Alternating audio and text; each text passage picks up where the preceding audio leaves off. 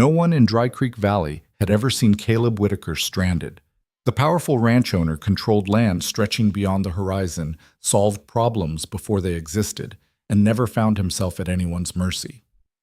Until a wagon wheel shattered on a forgotten dirt road under a punishing sun. Then she appeared.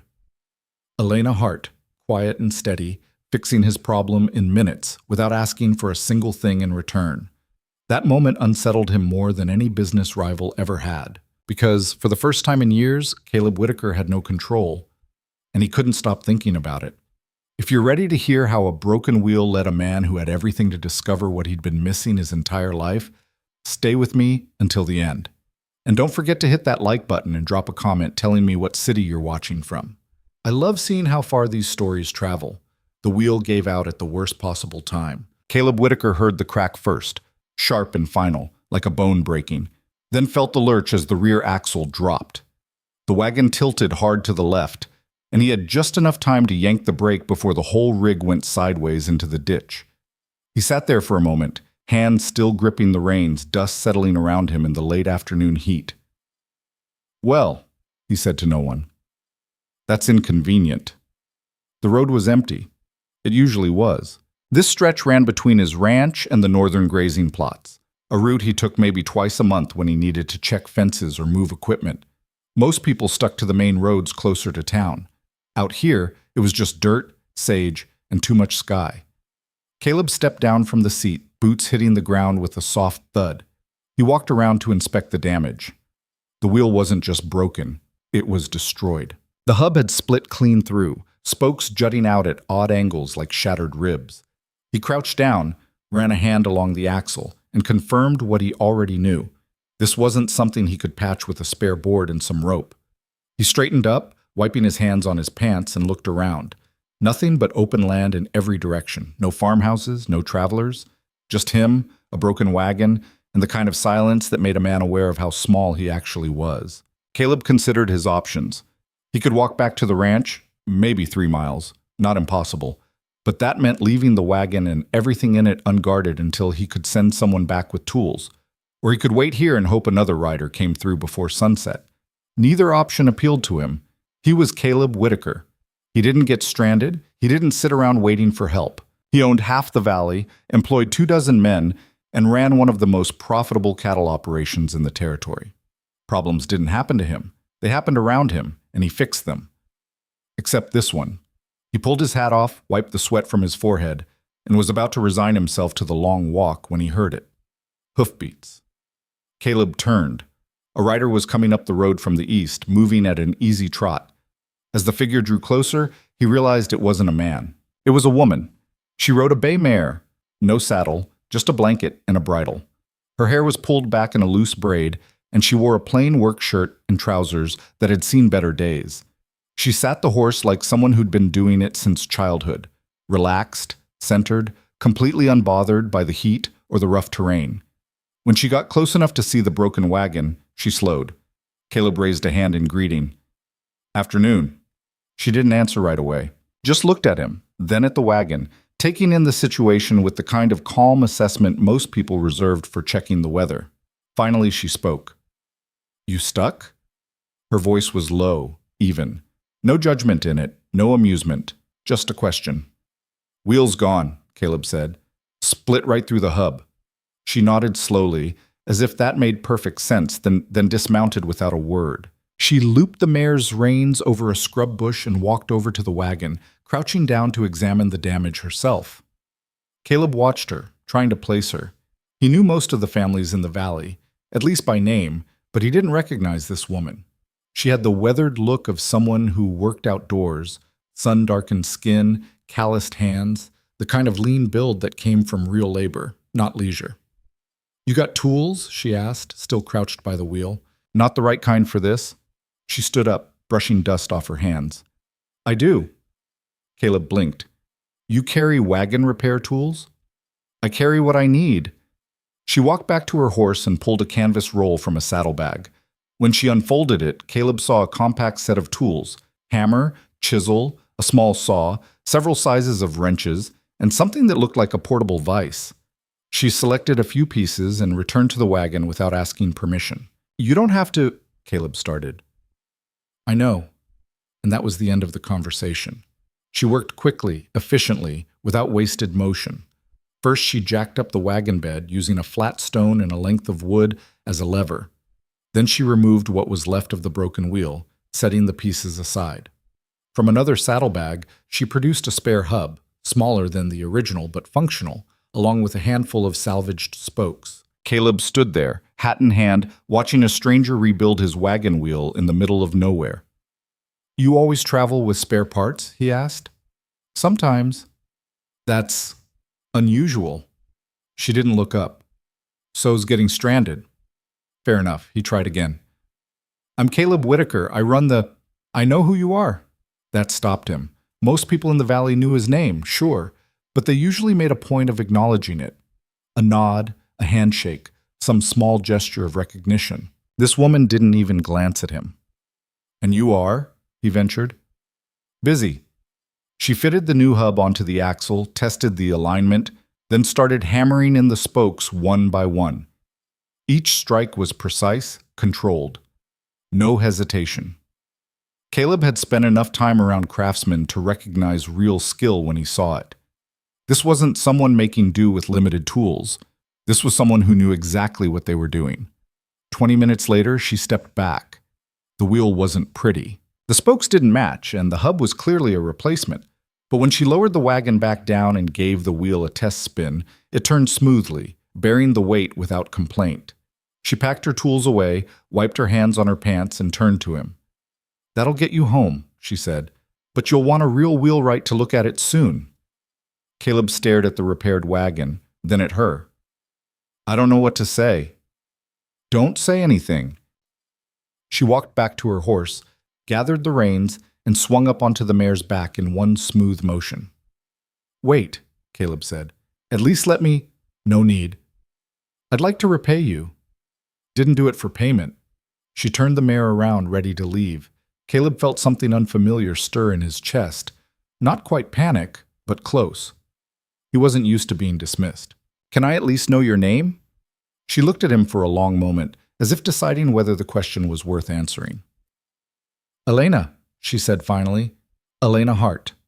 Then she nudged the mare into a trot and rode off the way she'd come, leaving Caleb standing beside his half-broken wagon in the middle of an empty road, holding his hat and trying to make sense of what had just happened. He made it back to the ranch just before dark. The main house sat at the center of the property, a 2-story structure he'd built himself 10 years ago, solid and functional, with none of the ornamental nonsense some of the wealthier ranchers favored. Around it spread the working heart of the operation, barns, corrals, bunkhouses, storage sheds, all arranged in a layout that prioritized efficiency over appearance. As Caleb pulled the wagon into the yard, his foreman, Roy, emerged from the nearest barn. Thought you'd be back hours ago, Roy said, eyeing the makeshift wheel. What happened? Broke down on the north road. Someone helped me out. Roy raised an eyebrow. Someone? A woman. Elena Hart. You know her? Roy's expression shifted. Not surprise exactly, but something close to it. Hart. Yeah, I know the name. She's got a place about 5 miles east of here, up near the canyon. Keeps to herself mostly. What's her story? Don't know much. Moved out here a few years back, bought a small parcel from old man Jensen before he died. Works the land alone, far as I can tell. Doesn't come into town often. Roy scratched his jaw. Heard she's handy, though. Fixes things. That's an understatement. Roy gave him a curious look but didn't press. Caleb spent the rest of the evening trying to focus on other things, reviewing the week's accounts, planning the next cattle drive, going over fence repair schedules with Roy, but his mind kept drifting back to the woman on the road. Elena Hart. She hadn't wanted money, hadn't wanted thanks, hadn't even wanted conversation. That bothered him more than it should have. Caleb was used to transactions. Someone did something, you paid them, or returned the favor. That was how the world worked. But Elena had stepped outside that framework entirely, and he didn't know what to do with it. The next morning, he found himself thinking about it again. He told himself it was just basic decency. Someone had helped him, and he owed them proper gratitude. That was all. So he had one of the ranch hands load a wagon with lumber. Good quality pine, the kind that was hard to come by unless you had connections with the mill in town. Enough to build a decent shed or repair a barn roof. Where's this going? Roy asked. Hart Place. East, near the canyon. Roy nodded slowly. You want me to send someone? I'll take it myself. That earned him another curious look, but Roy knew better than to question Caleb's decisions. The ride took about an hour. The land out here was rougher than his own grazing fields. Rockier soil, less water, the kind of territory that required real work to make productive. As he crested a low rise, he saw the Hart property spread out below. It wasn't much. A small house, barely more than a cabin, with a barn that looked like it had been rebuilt at least twice. A vegetable garden, well tended. A chicken coop. A few outbuildings in various states of repair. Everything was neat, organized, functional, but there was no mistaking the fact that this was a hard-scrabble operation held together by sheer determination. Elena was in the yard, working on what looked like a water pump. She had the mechanism disassembled on a workbench, parts laid out in careful order. She looked up when she heard the wagon approach, but her expression didn't change. Caleb pulled to a stop and climbed down. Morning. Morning, she said, wiping grease from her hands. He gestured to the lumber in the wagon bed. Brought you something for helping me out yesterday. Elena glanced at the wood, then back at him. Didn't ask for payment. I know, but I'd feel better if you took it. Why? The question caught him off guard. Because you did me a favor. So? Caleb frowned. So, that's how these things work. Someone helps you, you return it. I didn't help you because I wanted something back, Elena said. Her tone wasn't hostile, just matter of fact. I helped you because you needed help. And I appreciate that, which is why I want to give you this lumber. She studied him for a moment, as if trying to figure out what he really wanted. Then she shook her head. Can't use it. Sure you can. Build a new shed, fix your barn. Got what I need. Caleb looked around the property, taking in the patched roof, the leaning fence, the barn door that didn't quite hang straight. With respect, Miss Hart, I can see a dozen places where this lumber would help. And I can manage those places just fine without it. There was no anger in her voice, no pride, just a simple, unshakable certainty. Caleb tried a different approach. What if I told you I'd feel like I owed you something if you didn't take it? Then that's your problem, not mine. He stared at her. Most people would have taken the lumber. Hell, most people would have asked for more. But Elena Hart stood there in her work clothes, grease on her hands and dust on her boots, turning down high-quality building materials like they were an inconvenience. You're serious, Caleb said. Always am. He didn't know whether to be frustrated or impressed. Why won't you let me repay you? Elena picked up a wrench and turned back to the water pump. Because I don't need you to. And that, apparently, was the end of the discussion. Caleb stood there for a moment longer, uncertain what to do. He'd come all this way, brought a wagon load of valuable lumber, and been turned down flat. Part of him wanted to argue, to insist, to make her see reason. But another part, a smaller, quieter part, was genuinely curious. Who was this woman who wanted nothing from him? All right, he said finally. I'll take the lumber back. Elena nodded without looking up from her work. Caleb climbed back onto the wagon, gathered the reins, then paused. If you ever need anything, I won't. He almost smiled. Right. As he drove away, he glanced back once. Elena was already bent over the pump again, completely absorbed in her work, as if he'd never been there at all. Hot. A week passed. Caleb told himself he was busy. Late spring was always demanding, cattle to move, equipment to maintain, contracts to negotiate with buyers in town. He had a business to run, responsibilities that didn't leave room for distraction. But he kept thinking about Elena Hart. It was an attraction, he told himself. Or at least, it wasn't just that. Yes, she was striking in an unconventional way, lean and strong, with sharp cheekbones and eyes that seemed to see straight through nonsense. But that wasn't what stuck with him. It was the way she'd looked at his offer of lumber like it was a puzzle she couldn't quite figure out.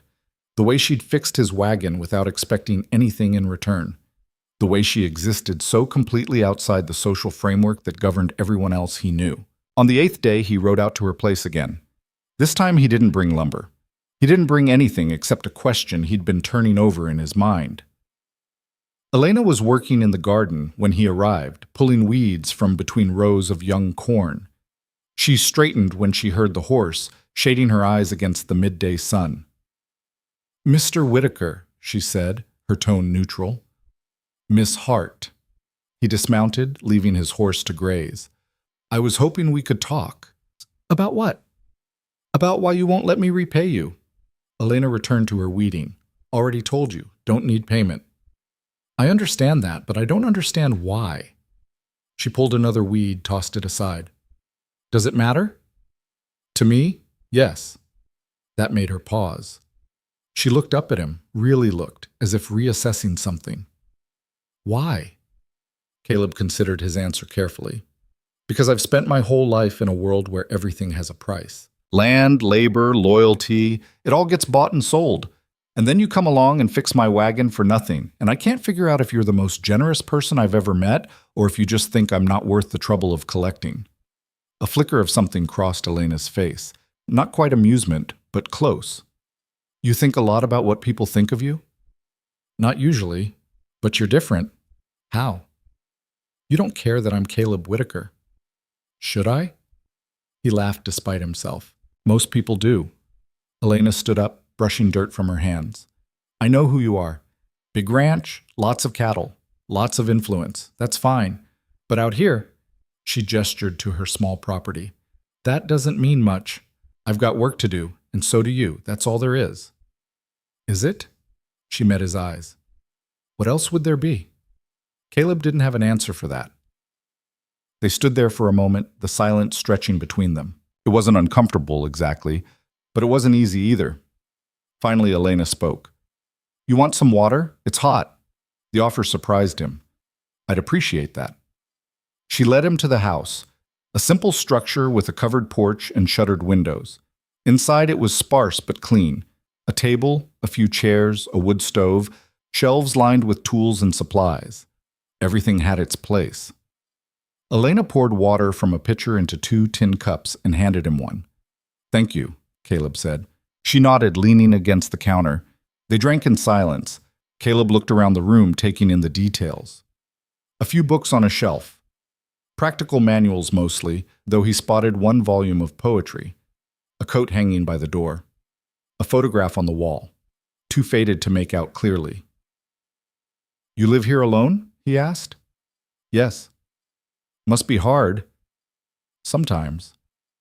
"Ever think about hiring help?" "Can't afford it." Caleb set his cup down. "I could—" "No." He smiled. "You didn't even let me finish.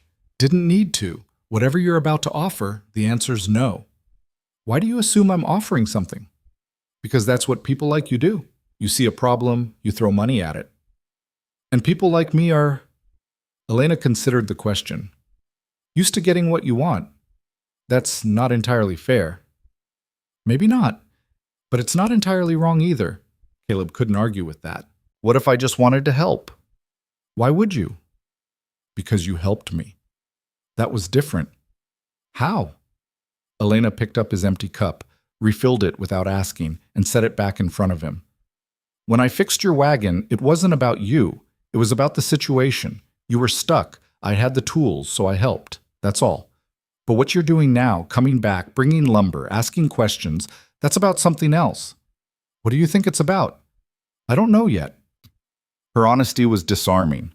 Most people would have danced around the question, offered polite deflections. Elena just said what she thought. "Can I ask you something?" Caleb said. "You've been doing that already." "Fair point." He paused. "Why did you come out here?" "To this land, I mean." "It's not easy country." Elena was quiet for a moment.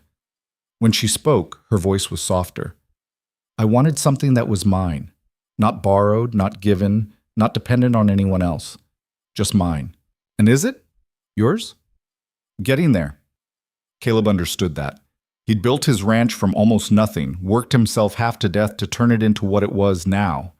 The satisfaction of ownership, of creating something with your own hands, that was a feeling he knew well. "I respect that," he said. Elena looked at him, and for the first time he saw something other than polite distance in her eyes.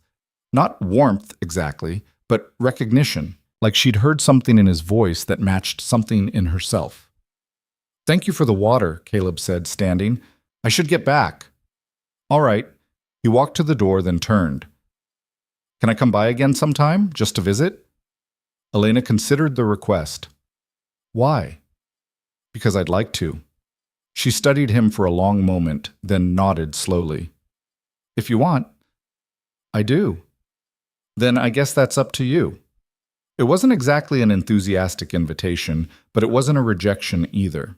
Caleb left the Hart place feeling more unsettled than when he'd arrived, and oddly, more content than he'd been in months. Over the next few weeks, Caleb found reasons to ride out that direction. He told himself it was practical. He was checking fence lines, surveying potential grazing land, meeting with neighboring ranchers about water rights. All legitimate business. The fact that his route happened to pass near Elena's property was just coincidence. Sometimes she was in the yard when he rode by, and he'd stop to say hello. They'd talk for a few minutes, brief conversations about weather, crops, livestock, nothing consequential. Other times she was inside or away, and he'd continue on without stopping. He never brought gifts again. He'd learned that lesson. But he started noticing things. The way Elena moved, efficient, deliberate, never wasting motion. The way she listened when he talked, actually listened, instead of just waiting for her turn to speak. The way she could go from intense focus on a task to sudden, unexpected laughter when something struck her as funny. He also noticed how hard she worked. One afternoon, he arrived to find her on the barn roof, replacing damaged shingles. Another time, she was digging a new irrigation ditch by hand, her shirt soaked with sweat. She never complained, never asked for help, just kept working with the kind of quiet determination that suggested she'd been doing this her whole life. "You ever take a break?" he asked once. "Not much point," she said. Work doesn't do itself." "You could hire someone, even part-time." "With what money?" It was a fair question. From what Caleb could see, Elena's operation was subsistence level at best. She grew enough to feed herself and maybe sell a little surplus in town, but there was no profit margin for extras like hired labor. He wanted to offer help, money, workers, resources, but he knew she'd refuse. So instead, he did something he almost never did. He asked if he could help directly. They were standing by her chicken coop, Elena scattering feed while a dozen hens pecked around her feet. "I've got some free time this afternoon," Caleb said. "If you need an extra pair of hands for anything." Elena glanced at him. "You serious?" "Wouldn't offer if I wasn't." She seemed to weigh the proposition, then pointed to the barn. "North wall's got some boards rotting out. Been meaning to replace them." "I can do that." "You know how?" Caleb smiled. "I built my whole ranch, Miss Hart. I think I can handle a few boards." "All right then." They worked through the afternoon, Caleb prying off the damaged wood, Elena measuring and cutting replacements from salvaged lumber she had stored behind the barn. It was simple work, the kind he hadn't done in years, and he found it oddly satisfying. Elena worked beside him without much conversation, focused on the task. But at one point, when they were both reaching for the same tool, their hands brushed. She pulled back immediately, as if startled. "Sorry," Caleb said. "It's fine." But something had shifted. A tension that hadn't been there before, subtle but unmistakable. They finished the repair in silence, and when Caleb finally left that evening, he couldn't shake the feeling that he'd crossed some invisible line, though he wasn't sure if that was a good thing or not. Roy noticed the change first. "You've been riding out east a lot lately," the foreman observed one morning. Caleb was reviewing supply orders at his desk. "Checking on things." "What things?" "Just things." Roy crossed his arms. "This have anything to do with the Hart woman?" Caleb set down his pen. "Maybe." "Thought so." Roy pulled up a chair. "You know what you're doing?" "Not even a little bit." "That's what I figured." Roy leaned back. "Look, I'm not going to tell you how to live your life, but Elena Hart isn't like the women you usually—" "I don't usually anything," Caleb interrupted. "Fair enough, but you know what I mean. She's not interested in your money, your land, or your reputation. So what exactly do you think is happening here?" Caleb didn't answer right away. It was a good question, one he'd been asking himself. "I don't know," he admitted finally, "but I want to find out." Roy sighed. "Just be careful. She's got her own way of doing things, and you've got yours." Sometimes those don't mix. Maybe not. But you're going to try anyway. Yeah, I am. Roy shook his head, but he was smiling. Stubborn as hell, both of you. The moment everything changed came on an ordinary Tuesday. Caleb had ridden out to Elena's place mid-morning, planning to help her with a fence repair she'd mentioned during his last visit. When he arrived, though, the yard was empty. He called out, "Elena?" No answer. That was unusual. She was almost always working outside during daylight hours. He checked the barn. Empty. The garden. Nobody there. He was about to leave when he heard something from inside the house. A crash, followed by a muffled curse. Caleb dismounted quickly and headed for the door. "Elena, you all right?" "Fine," came the strained reply. He pushed the door open anyway. Elena was on the floor, one leg trapped beneath an overturned cabinet. Her face was pale, jaw clenched against pain. "What happened?" Caleb crossed the room in 3 strides. "Cabinet fell." "I'm fine." "You're pinned." "I noticed." He crouched beside her, assessing the situation. The cabinet was solid oak, heavy. "Can you move your leg?" "Not really." "All right, hold still." Caleb braced himself and lifted the cabinet enough for Elena to pull her leg free. She winced, but didn't cry out. Once she was clear, he set the cabinet aside and knelt beside her. "Let me see." "It's fine." "Elena?" She looked at him, and for the first time since he'd met her, he saw something other than self-sufficiency in her eyes. Not quite vulnerability, but close. Slowly, she pulled up her pant leg. The ankle was already swelling, a dark bruise spreading across the skin. "Might be broken," Caleb said quietly. "It's not." "How do you know?" "Because I've broken bones before. This is just a bad sprain." He wanted to argue, to insist she see a doctor, but he knew better. Instead, he said, "You need to stay off it for a few days." "Can't, too much work." "Then I'll do it." Elena stared at him. "What?" "I'll handle your work until you can walk again. You have your own ranch to run. Roy can manage for a few days." "Why would you do that?" Caleb met her eyes. "Because you need help, and I'm here." It was the same logic she'd used when she fixed his wagon. And just like that day, there was no negotiation, no transaction, just a simple truth. Elena held his gaze for a long moment, and he saw her wrestling with something, pride maybe, or the instinct to refuse. But finally she nodded. "All right," she said quietly, "just until I can walk." "Deal." He helped her to a chair, propped her leg up, and wrapped the ankle with strips of cloth from a drawer she pointed to. His hands were careful, gentle, more so than he'd expected. When he finished, Elena looked at him with an expression he couldn't quite read. "Thank you," she said. It was the first time she'd thanked him for anything.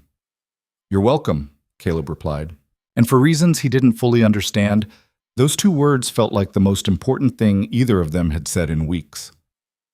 For 3 days, Caleb showed up at Elena's place before dawn and didn't leave until after dark. The first morning, she tried to argue with him from her chair by the window. "You don't need to do this."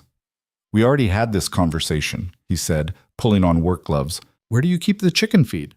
She told him reluctantly and watched through the window as he scattered grain for the hens with the same methodical approach he probably used for everything. Efficient, no wasted motion, getting it done. By midday, he'd fed the chickens, mucked out the barn, hauled water from the well, and started repairs on the fence line she'd been putting off for weeks. Elena sat in her chair, ankle propped up, feeling more useless than she had in years. "You're doing it wrong," she called out when he came back to the house for water. Caleb looked up from the dipper, sweat running down his temple. "What am I doing wrong?" "The fence posts. You're setting them too shallow. They'll pull loose in the first strong wind." He studied her for a moment, then nodded. "Show me the right depth." She hobbled to the door, leaning heavily on a makeshift crutch he'd fashioned from a broken hoe handle. Together they went to the fence line, and she demonstrated the proper technique. Dig deeper than you think you need to, tamp the soil in layers, test the stability before moving on. Caleb listened without interrupting, then went back and redid the posts he'd already set. No complaints, no wounded pride, just correction and continuation. That surprised her more than anything else he'd done. The second day he brought supplies from town, flour, salt, coffee, things he'd noticed she was running low on. He set them on the kitchen table without fanfare. I can't pay you back for these, Elena said. Didn't ask you to. Caleb, you're feeding me lunch every day I'm here. Call it even. It wasn't even, not remotely, but Elena was learning to pick her battles. She let it go. They fell into a rhythm. He'd work outside while she handled what she could from the chair, mending clothes, sorting seeds, planning the next season's crops. Around noon, he'd come in and she'd have something ready. Simple food, bread and cheese, beans and bacon, whatever she could manage without standing for long periods. They'd eat mostly in silence, but it wasn't uncomfortable. Just two people too tired to make conversation, refueling for the afternoon ahead. On the third day, Elena's ankle felt strong enough to try walking. She made it from the chair to the table before the pain forced her to sit down again. Caleb looked up from the harness he was repairing. That was stupid. Thanks for your concern. I'm serious. You push it too hard, you'll make it worse. I can't just sit here forever. Another few days won't kill you. Elena glared at him, but he'd already gone back to the harness, fingers working the leather with surprising dexterity. She watched him for a moment, noticing details she hadn't before. The scar across his knuckles, the calluses on his palms that matched her own, the way he squinted slightly when concentrating. You're better at this than I expected, she said. He glanced up. At what? Manual work. Most ranch owners I've met wouldn't know which end of a hammer to hold. I wasn't always a ranch owner. No? Caleb set the harness aside. My father worked cattle for other men his whole life. Died when I was 15. I worked every job there was, fence repair, barn building, cattle drives, whatever paid. Saved everything I could, bought my first parcel of land when I was 23, built from there. Elena absorbed that. It explained a lot. The competence, the lack of pretension when it came to actual work, the way he didn't flinch at getting his hands dirty. You don't talk about that much, do you? She said. People don't usually ask. They see what I have now and assume it was always that way. But you let them assume. Sometimes it's easier. He picked up the harness again. What about you? How'd you end up out here? Elena hesitated. She didn't talk about her past much either, for different reasons. Parents died when I was young, she said finally. Grew up with an older brother. We moved around a lot, worked whatever jobs we could find. When I turned 25, I decided I was done moving, wanted a place that was mine. So I came out here, bought this land from a man who was too old to work it anymore, and started building. Your brother didn't want to stay with you? Her expression closed off slightly. He had his own path. Caleb recognized the deflection and didn't push. Everyone had things they didn't want to talk about. He respected that. They worked in silence after that, the afternoon light slanting through the windows, dust motes drifting in the air. Outside, the chickens clucked softly. The mare Elena kept in the small corral whinnied once, then settled. It was peaceful in a way Caleb hadn't experienced in years. At his ranch, there was always something demanding attention, workers needing direction, buyers wanting to negotiate, problems requiring immediate solutions. Here, the work was simple, direct, uncomplicated by layers of management and expectation. He could just be. That evening, as he was getting ready to leave, Elena stopped him at the door. Thank you, she said quietly, for all of this. You already thanked me. I know, but I mean it. She gestured vaguely at the house, the yard, everything he'd kept running for 3 days. I couldn't have managed it alone. You would have found a way. Maybe, but I'm glad I didn't have to. Something shifted between them in that moment. Not dramatically, not obviously, but Caleb felt it. A door opening, just slightly. He nodded. I'll be back tomorrow. You don't have to. I can start managing things again. I know, but I want to. Elena studied his face, looking for something. Whatever she found seemed to satisfy her because she nodded. All right. The next morning, when Caleb arrived, Elena was already up, testing her weight on the injured ankle. She winced but stayed upright. Feeling better? He asked. Good enough. They worked side by side that day, Caleb handling the heavier tasks, Elena managing what she could. By afternoon, they'd finished everything on her mental list and then some. As they sat on the porch steps, catching their breath, Elena said, You're going to have to go back to your ranch full-time soon. I know. Roy's probably ready to mutiny by now. Caleb smiled. He's handled worse. Still, you've got your own responsibilities. I do. He looked at her. But I'd like to keep coming by, if that's all right. Elena pulled a piece of grass from between the porch boards, twirled it between her fingers. Why? Because I enjoy it. Enjoy what? The work? That. And the company. She didn't answer right away, just kept twirling the grass stem. Finally, she said, I'm not very good company. I disagree. I don't talk much. I don't do small talk. I don't... Elena. He waited until she looked at him. I'm not asking you to be different. I'm asking if I can come by. She held his gaze, and he saw the war happening behind her eyes, the instinct to keep distance fighting against something else, something newer and more uncertain. Once a week, she said finally. Help with the heavy work. I'll make lunch. It wasn't romance. It wasn't even friendship. Not quite. But it was permission, and that was more than Caleb had expected. Deal, he said. True to his word, Caleb started showing up every week. Sometimes it was Thursdays, sometimes Saturdays, depending on what was happening at his ranch. But he came, and Elena let him. They worked together, ate together, talked more than Elena had talked to anyone in years. He told her about the cattle business, the challenges of managing workers, the satisfaction of watching something you built actually work. She told him about the land, the seasons, the small victories of coaxing life from difficult soil. Slowly, carefully, they built something neither of them had quite intended. A month in, Elena asked him a question that had been bothering her. They were repairing the barn door, which had finally given up after years of struggling. Caleb was planning down the edge while Elena held it steady. Why don't you have a wife? She said. The plane skipped, gouging the wood. Caleb stopped, examined the damage, then resumed the stroke more carefully. That's direct. You don't have to answer. No, it's fine. He made another pass with the plane, wood curls falling away. I was engaged once, long time ago. She wanted things I couldn't give her. Like what? Certainty, stability, a life that didn't involve 12-hour days and constant financial stress. He tested the edge of the door, nodded in satisfaction. She was smart to walk away. I wasn't ready for a partner. I was too focused on building the ranch. And now? He looked at her. Now I'm wondering if I built the wrong thing. Elena's hands tightened on the door. What do you mean? I have land, money, success, everything I thought I wanted. But I come here, to this. He gestured at her small, hard-won property. And it feels more real than anything I own. That doesn't make sense. I know. They hung the door together, tested the swing, made minor adjustments until it moved smoothly. When they finished, Elena stepped back, wiping her hands on her pants. Can I ask you something now? Caleb said. Fair's fair.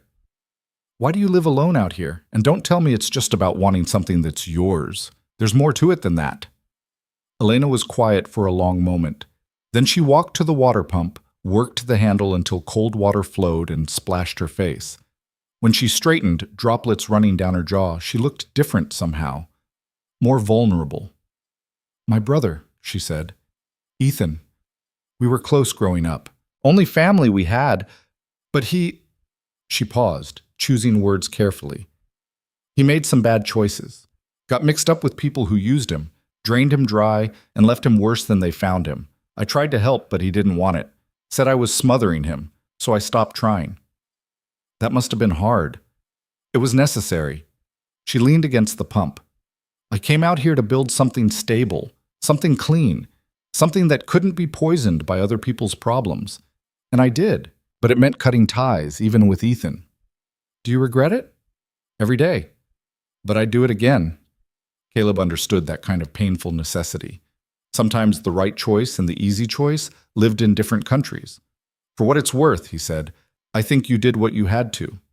You don't know the whole story. Don't need to. You're here, you're surviving, you built this from nothing. That takes strength most people don't have. Elena looked at him, and for the first time he saw something close to gratitude in her expression. Not for the compliment, but for the understanding. They went inside for lunch, and the conversation moved to safer topics: weather, crops, the upcoming cattle auction in town. But something had shifted again. Another layer peeled back. That evening, as Caleb was saddling his horse, Elena came out to the yard. "Next week," she said, "I'll make something better than beans and bread." He smiled. "Beans and bread are fine." "I know, but I want to." It was a small thing, barely worth noting, but Caleb recognized it for what it was: reciprocation, effort, a door opening a little wider. "I'd like that," he said. The next week, Elena made chicken stew with vegetables from her garden, and they ate at the small table in her kitchen while rain drummed on the roof. The week after that, they worked on replacing rotten fence posts and argued good-naturedly about the best way to set them. The week after that, Caleb brought fresh beef from a recent slaughter, and Elena taught him how to properly cure it. Weeks became months. Summer faded into fall, and the work changed with the seasons. They harvested Elena's garden together, preserving what they could for winter. They reinforced the barn against coming storms. They cut firewood, stacking it in neat rows against the north wall of the house. And somewhere in all of that, Caleb realized he was happier on Thursday afternoons at Elena Hart's small, struggling farm than he was any other time during his week. It should have worried him. He had responsibilities, a business to run, a reputation to maintain. But whenever he tried to feel concerned about it, all he could think about was the way Elena's face softened when she laughed, or the quiet satisfaction in her voice when something they'd worked on together actually succeeded. Roy noticed, of course. "You're different lately," the foreman said one evening. They were going over the books in Caleb's office, reviewing expenses and planning for the winter feeding schedule. "Different how?" Caleb asked, not looking up from the ledger. "Lighter? Less—" Roy searched for the word. "Less heavy." Caleb set down his pen. "Heavy? You know what I mean. You used to carry everything like it was life or death. Lately, you're more, I don't know, present, I guess." "That's a bad thing?" "Didn't say that. Just noticed it, that's all." Roy closed his own ledger. "It's the Hart woman, isn't it?" Caleb didn't bother denying it. "Yeah." "You two together?" "No, not like that." "But you want to be." It wasn't a question. Caleb leaned back in his chair, rubbing his eyes. "I don't know what I want. I just know I'm better when I'm around her." "Then tell her that." "It's not that simple." "Why not?" "Because Elena's not—" Caleb struggled to explain. "She's not looking for someone to complete her. She's already complete. She doesn't need me, doesn't want my help, doesn't care about what I can provide. And I don't know what to do with that." Roy chuckled. "So you found a woman who doesn't want anything from you, and that's confusing?" "When you put it that way, it sounds stupid." "Little bit, yeah." Roy stood, stretching. "But here's what I know. You've spent your whole life building this ranch, making deals, managing people, and none of it's made you as happy as working on that woman's broken fence. So maybe what you need to do is stop thinking of this like a business transaction and just be honest." "About what?" "About whatever you're feeling, even if you don't understand it yourself." Caleb sat with that after Roy left, staring at the ledgers without seeing them. His foreman was right. He'd been treating this like a negotiation, looking for the right angle, the proper approach. But Elena didn't respond to angles or approaches. She responded to truth. The question was whether he was brave enough to give it to her. 2 weeks later, the answer to that question got a lot more complicated. Caleb arrived at Elena's place on a Thursday afternoon to find a stranger in her yard. A man, maybe 30, with the kind of weathered look that came from hard living rather than hard work. He was tall, lean to the point of gaunt, with dark hair and eyes that looked too old for his face. He stood by the water pump talking to Elena with an easy familiarity that immediately set Caleb's teeth on edge. Elena saw Caleb approaching and her expression flickered. Not quite guilt, but something close to it. "Caleb," she said. "This is Ethan, my brother." The pieces clicked into place. This was the brother she'd cut ties with, the one who'd made bad choices and pushed her away. Caleb dismounted, nodded to the man. "Ethan. Mr. Whitaker." Ethan's voice was rough, like he'd spent too many years shouting or smoking or both. "Elena's told me about you." "Has she?" "Says you've been helping out around here. Appreciate that." There was something in his tone that bothered Caleb, a possessiveness that didn't match someone who'd been absent from Elena's life for years, but he kept his expression neutral. Happy to help, Caleb said. Elena looked between them, clearly uncomfortable. Ethan showed up this morning. She paused. He's staying for a bit, getting back on his feet. I see. Just temporary, Ethan added quickly. Don't want to impose on my sister longer than necessary. They stood there, the three of them, tension thick enough to cut. Finally, Elena said, Caleb, can you help me with something inside? He followed her into the house, leaving Ethan by the pump. Once the door closed, Elena turned to him. I didn't know he was coming. You don't owe me an explanation. I know, but I wanted to give you one anyway. She glanced toward the window where they could see Ethan's silhouette. He wrote me a month ago, said he was in trouble, needed help. I told him no. Then he showed up anyway. What kind of trouble? The usual kind. Debts, bad people looking for him, nowhere else to go. She rubbed her temples. I told him he could stay a week. That's it. After that, he needs to figure out his own situation. Well, Caleb wanted to ask more questions.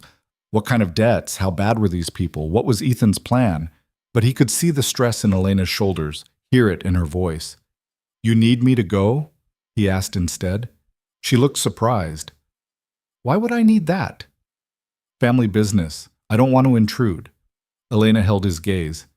You're not intruding.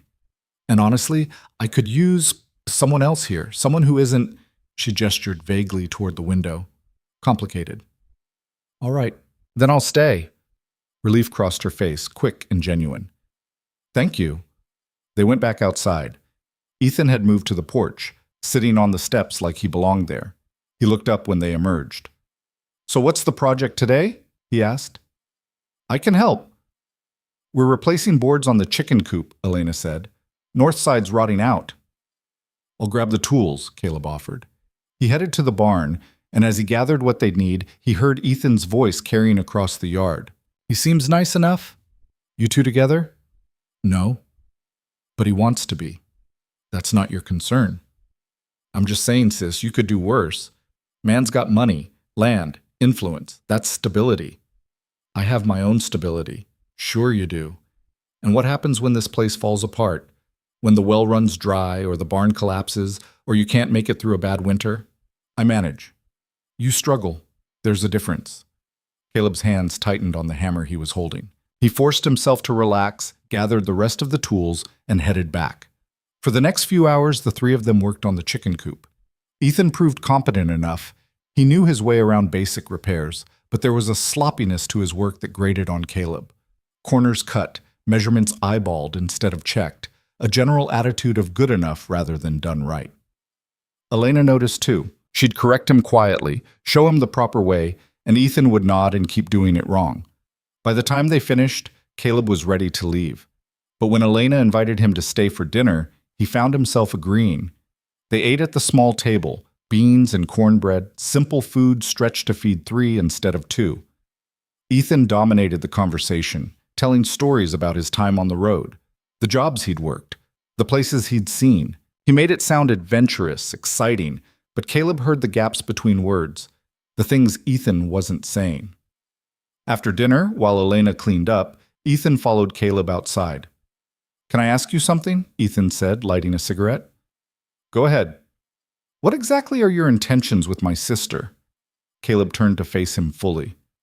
That's between Elena and me. She's all the family I've got. I have a right to know. You had a right, then you left. Ethan's expression hardened. She tell you that? She told me enough. Let me guess. I'm the bad brother, made poor choices, abandoned her. That about cover it? Something like that. Ethan took a long drag from the cigarette. What she probably didn't tell you is that I left because she pushed me away. Got all high and mighty about my decisions, said I was dragging her down. So yeah, I left. What else was I supposed to do? Caleb didn't respond. He'd heard enough blame shifting in business deals to recognize it when he saw it. Look, Ethan continued, I'm not saying I'm perfect, but Elena's not either. She acts like she's got everything together, but she's just as broken as the rest of us. She just hides it better. I should get going, Caleb said. Think about what I said. She needs more than you can give her. Caleb mounted his horse without another word and rode off into the gathering darkness, Ethan's words following him like smoke. Caleb didn't go back the next week. He told himself it was because the ranch needed his attention. There was always something that needed doing, fences to check, cattle to move, accounts to settle. Roy didn't question it, just nodded when Caleb said he'd be staying close to home for a while.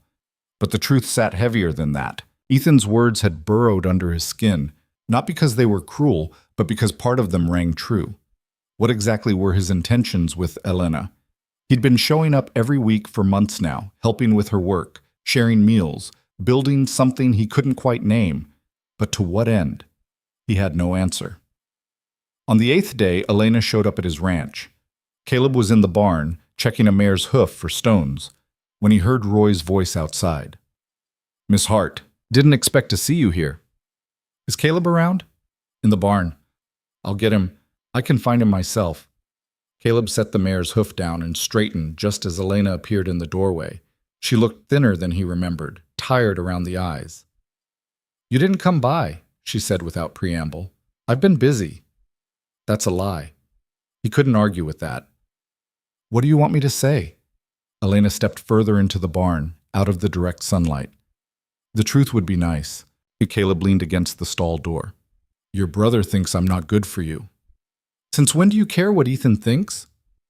"I don't. But he made me realize I don't know what I'm doing with you." "And that's reason enough to disappear?" "I wasn't disappearing. I was giving you space." "I didn't ask for space." Elena's voice stayed level, but there was something sharp underneath. "Ethan's staying another week, maybe 2. That doesn't change anything between us." "Doesn't it?" "Why would it?" Caleb pushed off from the stall. "Because he's your family. He knows you in ways I don't, and maybe he sees something I'm too stubborn to admit." "Which is?" "That I don't know what I want from this. From you." Elena was quiet for a moment. When she spoke again, her voice was softer. "You think I do?" That caught him off guard. "What? You think I have this all figured out? That I know what this is or where it's going?" She shook her head. "I don't. I just know that on Thursdays my week feels less heavy, and when you didn't show up, it felt heavier again." Caleb stared at her. In all the months he'd known Elena Hart, she'd never said anything close to that vulnerable. "I'm sorry," he said. "Don't be sorry. Just don't run away because my brother said something that rattled you." It wasn't just what he said. It was... Caleb struggled to find the words. "I look at your place, and I see everything you built alone. You don't need me there. You don't need anyone." And I started wondering if I was just fooling myself, thinking this meant something. "It does mean something." "What?" Elena stepped closer. "I don't know yet, but I want to find out." "Don't you?" He did, more than he'd wanted anything in a long time.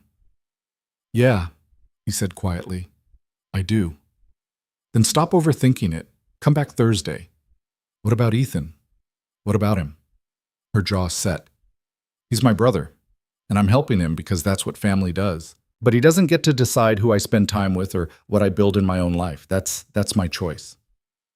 Caleb felt something loosen in his chest. "All right, Thursday." Elena nodded, then turned to leave. At the barn door, she paused. "For what it's worth, you're wrong about me not needing anyone. I just got good at pretending I didn't."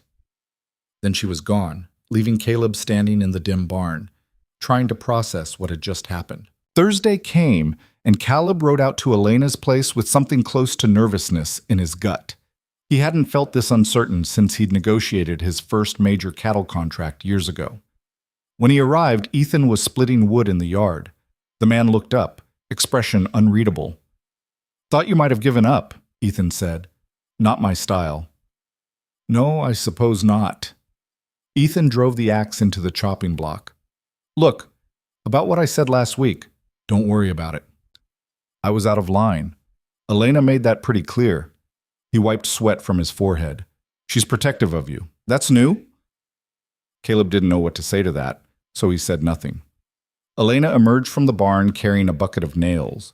When she saw Caleb, something in her expression eased. You came. Said I would. I know, but she glanced at Ethan. I'm glad anyway. They spent the afternoon reinforcing the corral fence, all three of them working in an uneasy truce. Ethan was quieter than he'd been the week before, more focused on the work. Every so often, Caleb would catch him watching Elena with something that looked like regret. Around midday, while Elena was inside making lunch, Ethan spoke up. She's different with you, he said. Caleb hammered in another nail. How so? Softer, not as guarded. Ethan tested a fence post, satisfied himself it was solid. When we were kids, after our parents died, Elena took care of everything. Made sure we ate, found us places to sleep, kept us moving when things got bad. She was 12 years old and harder than most grown men I've met. Sounds like she didn't have much choice. She didn't, and I never made it easier. Ethan moved to the next post. I kept getting into trouble and she kept pulling me out. Eventually she got tired of it. Can't say I blame her. Why are you telling me this? Ethan stopped working, met Caleb's eyes. Because I need you to understand something. Elena doesn't let people in. Ever. The fact that she's let you get this close, that means something. Don't waste it. Before Caleb could respond, Elena called from the house that lunch was ready. They ate on the porch, the three of them squeezed around a small table Elena had dragged outside. The food was simple but good. Bread, cheese, cold chicken from the coop. They talked about inconsequential things, careful to avoid the tension simmering underneath. After lunch, Ethan excused himself, said he needed to ride into town for supplies. Elena watched him go with a mixture of relief and worry. He's trying, she said once Ethan was out of earshot. I can see that. Doesn't mean I trust it yet. She started gathering the dishes. Ethan's good at trying when he needs something. The question is whether he'll still be trying when he doesn't. Caleb helped her carry the dishes inside. How long is he planning to stay? He says another week, but I've learned not to count on Ethan's timelines. She set the dishes in the wash basin. I'm sorry this is complicated. Family usually is. You have siblings? No, just me. Elena looked at him. That must have been lonely. Sometimes, but it was also simpler. She almost smiled. There's that. They finished the corral work without Ethan, the rhythm between them falling back into the comfortable pattern they'd developed over months. By the time the sun started dropping toward the horizon, the fence was solid, reinforced, ready for another few years of use. Caleb was loading tools back into his saddlebag when Elena spoke. Can I ask you something? Always. What did Ethan say to you that night after dinner? Caleb hesitated, then decided she deserved the truth. He said you need more than I can give you, and that you're just as broken as anyone else. You just hide it better. Elena absorbed that without flinching. And you believed him? About which part? Either. Both. Caleb turned to face her fully. I think everyone's broken in some way, and I think you've worked hard to build something stable despite that. As for whether I can give you what you need, he paused. I don't know what you need. You've never told me. That's because I'm not sure myself. Then maybe we figure it out together. Something flickered across Elena's face. Hope, maybe, or fear. Possibly both. You'd want that? Even with Ethan here, even with all the mess that comes with him? I'm not here for Ethan. I'm here for you. The words hung between them, more honest than anything Caleb had said in months. Elena looked at him like she was trying to see past the statement to whatever lay beneath. Okay, she said finally. Then we figure it out together. It wasn't a declaration. It wasn't even a promise, but it was permission, and that was enough. Over the next 2 weeks, Caleb kept coming by. Sometimes Ethan was there. Sometimes he wasn't. The man seemed to be making an effort.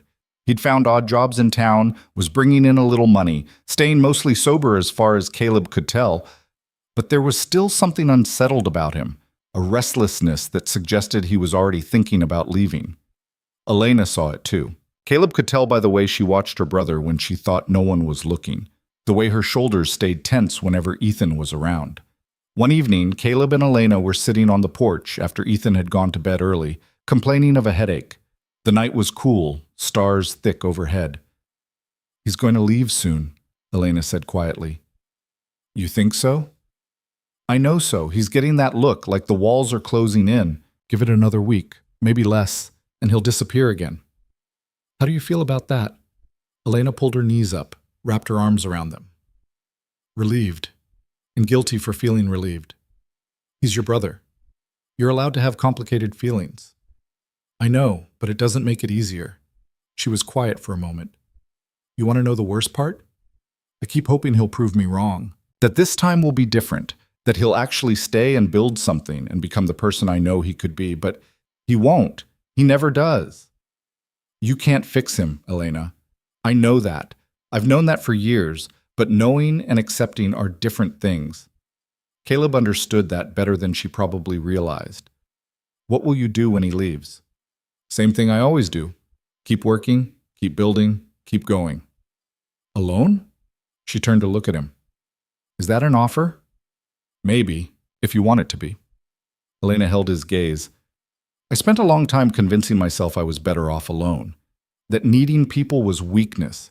But lately, she paused. Lately, I've been wondering if I was wrong about that. And I don't know yet, but I'm willing to find out. It was the most she'd ever admitted, and Caleb recognized the courage it took. He reached over, took her hand. She didn't pull away. They sat like that for a while, not speaking, just existing in the same space. Eventually, Elena stood, said she should get some sleep.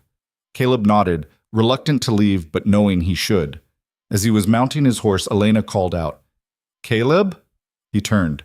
"Thank you for staying, even when it got complicated." "Complicated doesn't scare me." "No," she said softly. "I guess it doesn't." 3 days later, Caleb arrived to find Elena alone in the yard, feeding the chickens with mechanical precision. Her face was drawn, eyes red-rimmed. "He left," she said before Caleb could ask. "When?" "Sometime last night. Took the money I'd been saving in the kitchen tin. Left a note saying he was sorry and he'd pay me back." Caleb dismounted, went to her. "Elena, don't." She kept scattering feed, movements jerky. "Don't tell me it's not my fault or that I did what I could. I know all that. Doesn't make it hurt less." He stood there, useless, watching her finish with the chickens. When she was done, she set the feed bucket down, wiped her hands on her pants, and finally looked at him. "I knew this would happen. I told you it would happen. So why does it still feel like I got kicked in the chest?" "Because he's your brother, and you love him even when you don't want to." Elena's face crumpled, just for a second, before she pulled it back together. "I'm tired of loving people who leave." The words hit Caleb harder than they should have. "I'm not leaving." You don't know that." "Yes, I do." "How?" Her voice rose. "How can you possibly know that when everyone else—" "Because I'm not everyone else." Caleb moved closer. "And because what we're building here is worth staying for." "We're not building anything. You help with my work, we eat lunch, we talk. That's not—" "Elena." He waited until she stopped. "Look at me." She did reluctantly. "This," he gestured between them, "is the most real thing in my life. My ranch, my success, my reputation, none of it means half as much as Thursday afternoons with you. So when I say I'm not leaving, I mean it. Whatever this is, wherever it goes, I'm staying." Elena stared at him, and he watched her process the words, test them for weakness, look for the angle. "Why?" she asked finally. "Because for the first time in my life, I'm exactly where I want to be." She didn't say anything for a long moment. Then slowly she stepped forward and leaned her forehead against his chest. Not quite an embrace, but close. Permission to be present, to offer comfort without demanding anything in return. Caleb stood very still, barely breathing, afraid to move and break whatever fragile thing was happening. Eventually, Elena stepped back, composed again, but not quite as alone. "I need to work," she said. "Need to keep my hands busy. I'll help." They spent the rest of the day repairing the barn roof where shingles had blown off in a recent storm. The work was hard, physical, requiring concentration, good for not thinking. But Caleb was thinking anyway, about Ethan, about Elena, about the space between what people said they wanted and what they actually needed, about how loving someone meant accepting the possibility of being hurt, and how some people, like Elena, had been hurt enough times to make that acceptance nearly impossible. As the sun dropped low, painting the sky in shades of orange and red, they climbed down from the roof. Elena's hands were scraped, a bruise forming on her shin where she'd slipped against the ladder. She looked exhausted. "You should eat something," Caleb said. "Not hungry." "Elena, I said I'm not hungry." Her voice was sharp. Then she caught herself. "Sorry, I need to be alone for a bit." Caleb wanted to argue, to insist she shouldn't be alone when she was hurting. But he'd learned enough about Elena to know when to push and when to give space. "All right," he said, but I'm coming back tomorrow." "You don't have to." "I know, I'm coming anyway." Elena looked like she wanted to argue but didn't have the energy. "Fine." Caleb rode home under a darkening sky, Elena's pain sitting heavy in his chest. He understood loss, understood betrayal. But what Elena was carrying went deeper than that.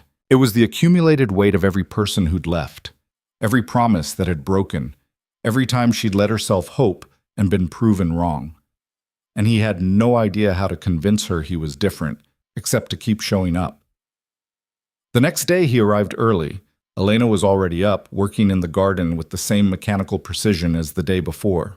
She didn't acknowledge him when he dismounted. Caleb grabbed tools from the barn and started on a project Elena had mentioned weeks ago, replacing the rotted steps on the front porch.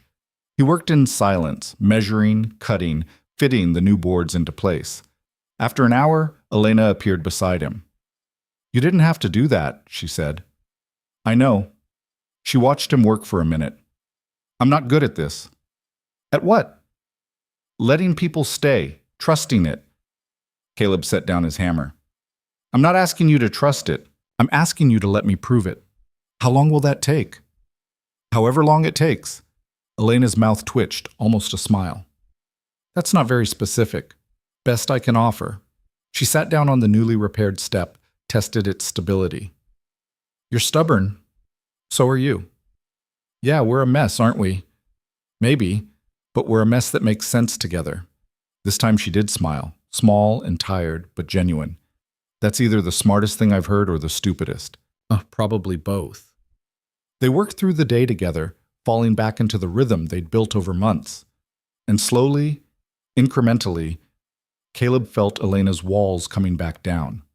Not all the way. That would take time, maybe more time than he had, but enough. By evening, they were sitting on the porch again, watching the light fade. Elena spoke first. "I'm scared," she said quietly. "Of what?" "That you'll figure out I'm not worth the effort. That this," she gestured vaguely, "isn't enough to keep you coming back." Caleb turned to face her. "You want to know what I see when I look at this place?"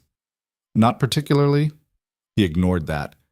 "I see someone who took nothing and made something, who works harder than anyone I know and never complains about it, who fixed my wagon in the middle of nowhere and wouldn't take a single thing in return, who's loyal to people even when they don't deserve it, and who's still standing despite every reason to give up." He paused. "That's not someone who isn't worth the effort. That's someone worth everything." Elena's eyes were bright, but she didn't cry. "You barely know me." "I know enough, and I want to know more." "What if you don't like what you find?" "Then we deal with it together."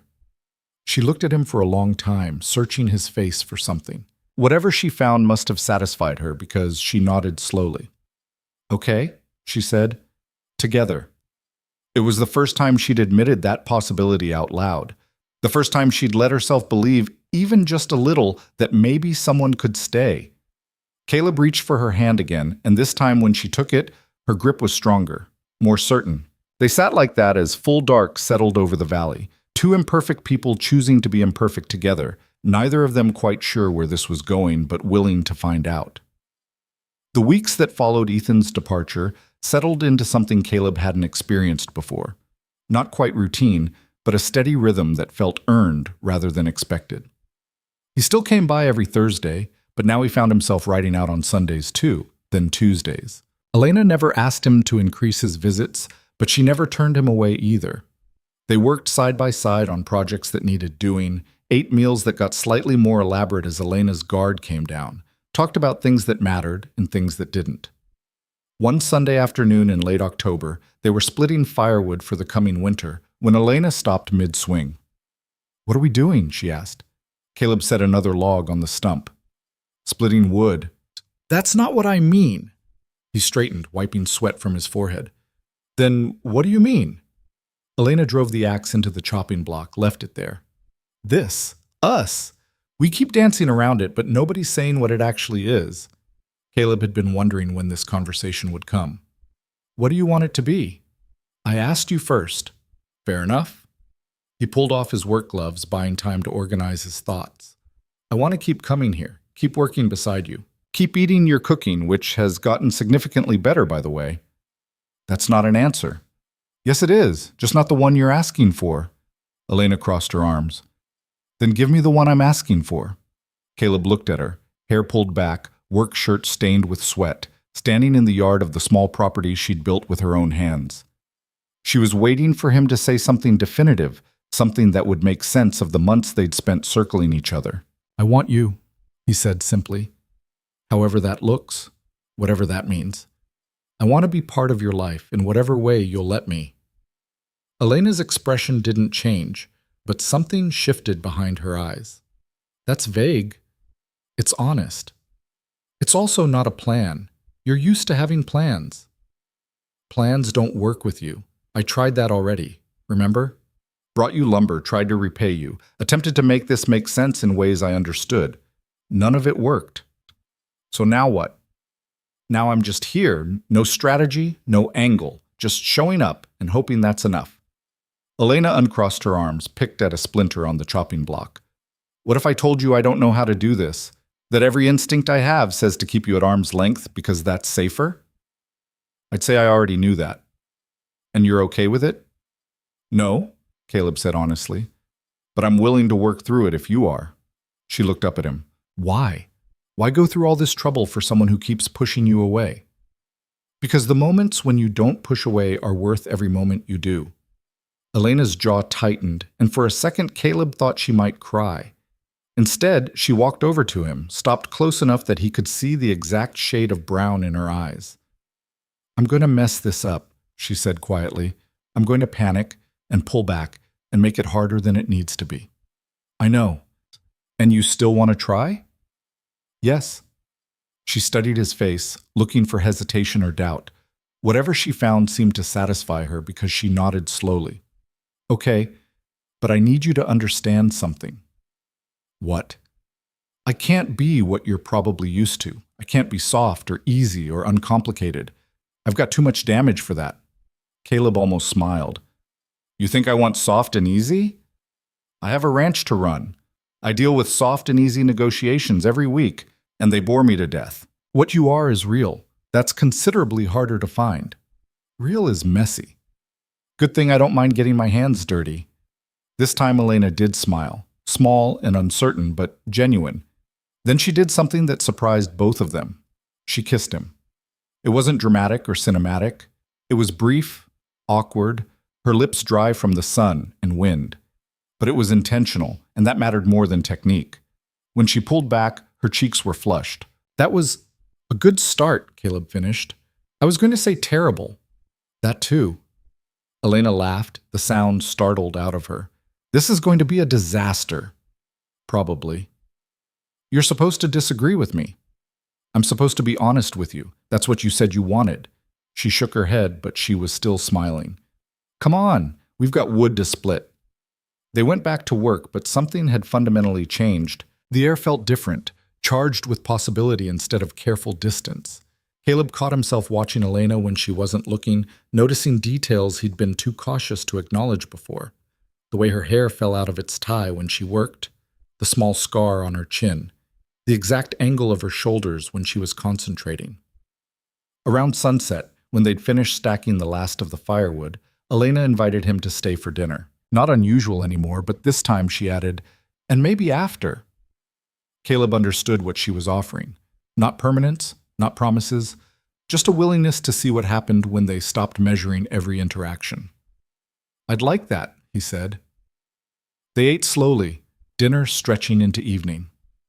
Elena talked more than usual, telling him about the years before she came to the valley, the jobs she'd worked, the places she'd lived. Caleb listened, filling in gaps in his understanding of who she was and how she'd gotten here.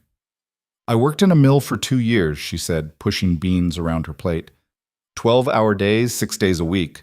Saved every penny I could. The foreman kept trying to get me to go out with him, said he could make my life easier if I was nice to him. What did you do? Broke his nose. Caleb choked on his water. You what? He cornered me in the storage room, put his hands somewhere they shouldn't have been. I warned him once. He didn't listen. She shrugged. Lost the job, but it was worth it. I bet it was. After that, I worked at a stable, then a boarding house, then drove supply wagons between towns for a while. Did whatever paid until I had enough to buy this place. She looked around the small house. It's not much, but it's mine. Nobody can take it. Nobody can tell me what to do with it. Nobody can use it against me. Is that what you're worried about? That I'll try to take it? Elena met his eyes. Not take it, but maybe change it. Make it into something I don't recognize anymore. I don't want to change anything about this place. Or you. People always say that. Then they start trying to fix things. Caleb set down his fork. You want me to be honest? Always. There are things here that could be improved. The barn needs better support beams. Your irrigation system is inefficient. That fence line on the east side is barely standing. He paused. But those are your decisions to make, not mine. If you want my help making them, I'll help. If you don't, I won't. The only thing I want to change is how alone you are in dealing with all of it. Elena absorbed that, testing it for manipulation or hidden agenda. What do you get out of this? Out of what? Helping me. Being here. All of it. What's in it for you? It was a fair question, one Caleb had asked himself more than once. Peace, he said finally. My whole life has been about building, acquiring, expanding. More land, more cattle, more success. And I'm good at it. But it's exhausting, and it's lonely. And at the end of the day, I go back to an empty house and wonder what the point of any of it was. He looked at her. Here, working beside you, eating simple food, fixing things that actually need fixing. This is the first time in years I felt like I was doing something that mattered. Fixing my fence matters more than running your ranch. Running the ranch is what I do. Being here is who I want to be. Elena was quiet for a long time. Finally, she stood, started clearing the dishes. Caleb helped without being asked, and they worked in comfortable silence, washing and drying, putting things away. When they finished, Elena walked to the window, looked out at the darkening yard. Stay tonight. Caleb's heart kicked up. Elena, not like that. I mean, she turned to face him. I mean, stay. Sleep on the floor if you want, or the couch. I don't want to be alone tonight. He understood. After months of keeping distance, she was taking a step forward, and it scared her. Having him close, even just sleeping in the same space, was a way of testing whether she could handle proximity without losing herself. All right, he said. I'll stay. Relief crossed her face, quick and honest. Thank you. Caleb ended up on the couch, covered with a worn quilt Elena pulled from a chest. It wasn't comfortable, too short for his frame, lumpy in places, but he didn't care. He could hear Elena moving around in the small bedroom on the other side of the wall, getting ready for sleep. Eventually the sound stopped and the house settled into silence. Caleb lay awake, staring at the ceiling, thinking about everything that had happened. A year ago, if someone had told him he'd be sleeping on a lumpy couch in a rundown farmhouse, choosing this over his own comfortable bed, he would have laughed. Now he couldn't imagine being anywhere else. Somewhere in the middle of the night, he heard Elena's door open. Footsteps crossed the main room, and she appeared beside the couch, wrapped in a blanket. Can't sleep, she said. Me either. Mind if I sit? Caleb shifted, making room. Elena sat on the edge of the couch, blanket pulled tight around her shoulders. I keep thinking about Ethan, she said quietly, wondering where he is, if he's okay, hating that I still care. That's not something you can just turn off. I wish I could. It would be easier. Easier isn't always better. Elena pulled her knees up, rested her chin on them. Do you ever regret the choices you made? The things you sacrificed to build your ranch? Caleb considered the question. Sometimes. I gave up a lot. Relationships, experiences, time I can't get back. But I also built something that matters, something that will outlast me. So no, I don't regret it. I just wish I'd figured out sooner that success and satisfaction aren't the same thing. When did you figure it out? The day you fixed my wagon. She turned to look at him. I didn't do anything special. You did exactly what needed doing without expecting anything in return. That was the first time in years someone had treated me like a person instead of a business opportunity. It stuck with me. That's a low bar. Maybe, but most people don't clear it. Elena was quiet for a moment. I'm glad your wheel broke. Caleb smiled. Me too. They sat like that for a while, not talking, just existing in the same space. Eventually, Elena stood, said she was going to try sleeping again.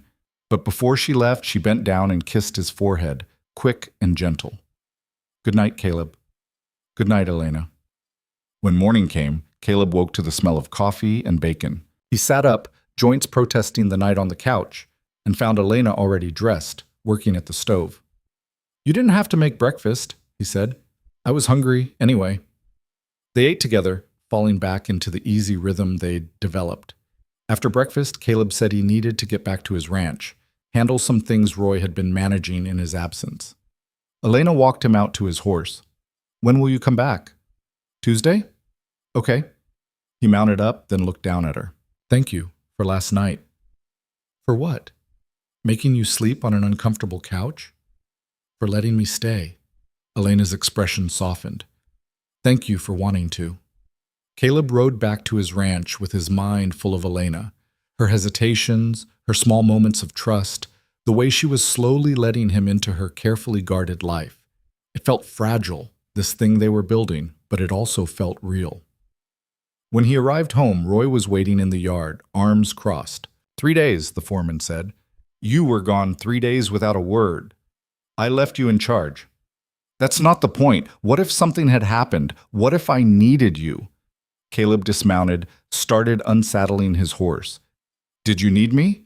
No, but then what's the problem? Roy followed him into the barn.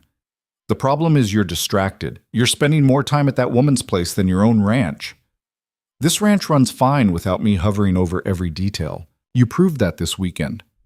That's not... Roy stopped, scrubbed a hand over his face. Look, I'm not trying to tell you how to live your life, but you built this place from nothing. You worked yourself half to death to make it what it is, and now you're just walking away from it. I'm not walking away. I'm making space for something else. Elena Hart. Yes. You love her? The question caught Caleb off guard. He set the saddle on its rack, considered his answer carefully. I don't know yet, but I want to find out. Roy leaned against the stall door. And if it doesn't work out, if she decides she doesn't want this, whatever this is, what then? Then I deal with it, but at least I'll know I tried. That's a big risk. So was building this ranch. Turned out all right. Roy shook his head, but he was smiling. You're impossible. So I've been told. Over the next few weeks, Caleb found himself splitting his time between the ranch and Elena's place, trying to balance responsibilities with the pull he felt toward her.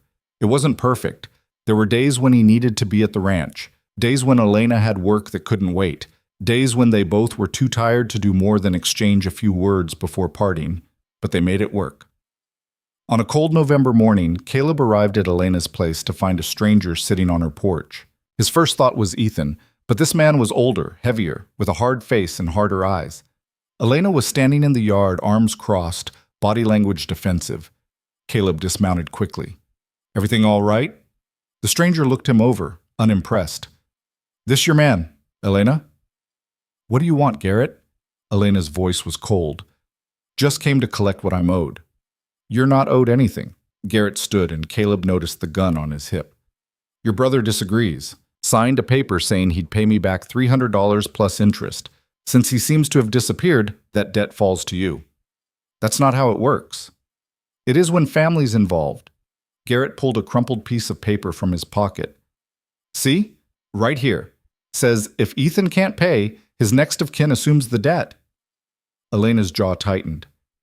That's not legal. Don't need to be legal out here, just needs to be understood. Garrett's smile didn't reach his eyes. You got 2 weeks to come up with the money. After that, I start taking payment in other ways. Caleb stepped forward. She's not giving you anything. And who are you? Someone who knows a fake debt when he sees one. That paper's not worth the ink it's written in. Garrett's hand drifted toward his gun. You want to test that theory? No, Elena said sharply. Caleb, don't. But Caleb was already moving, stepping between Elena and Garrett. You need to leave. Now. Or what? Or I ride into town, talk to Sheriff Morrison, show him whatever fraudulent document you're waving around. See how that works out for you.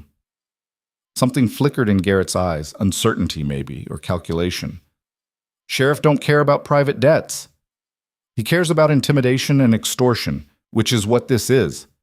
Garrett looked past Caleb to Elena. 2 weeks. I'll be back. He left without another word, mounting a scarred gelding and riding off toward the main road.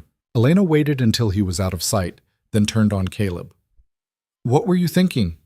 I was thinking that man was threatening you. So you decided to escalate? He could have pulled that gun. But he didn't. That's not the point, Elena's voice rose. I can handle my own problems. I don't need you playing hero. This isn't about playing anything. Someone was threatening you. What did you expect me to do? Stay out of it. Let me manage it. How? By giving him money you don't have? Elena's expression closed off. That's my decision to make. Caleb felt frustration rising in his chest. Elena, that paper he had, that's not a legal debt. You don't owe him anything.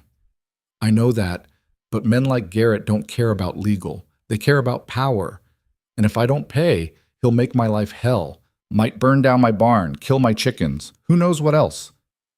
Then we go to the sheriff. And say what? That a man came to collect a debt my brother actually did owe him? Ethan probably did borrow that money.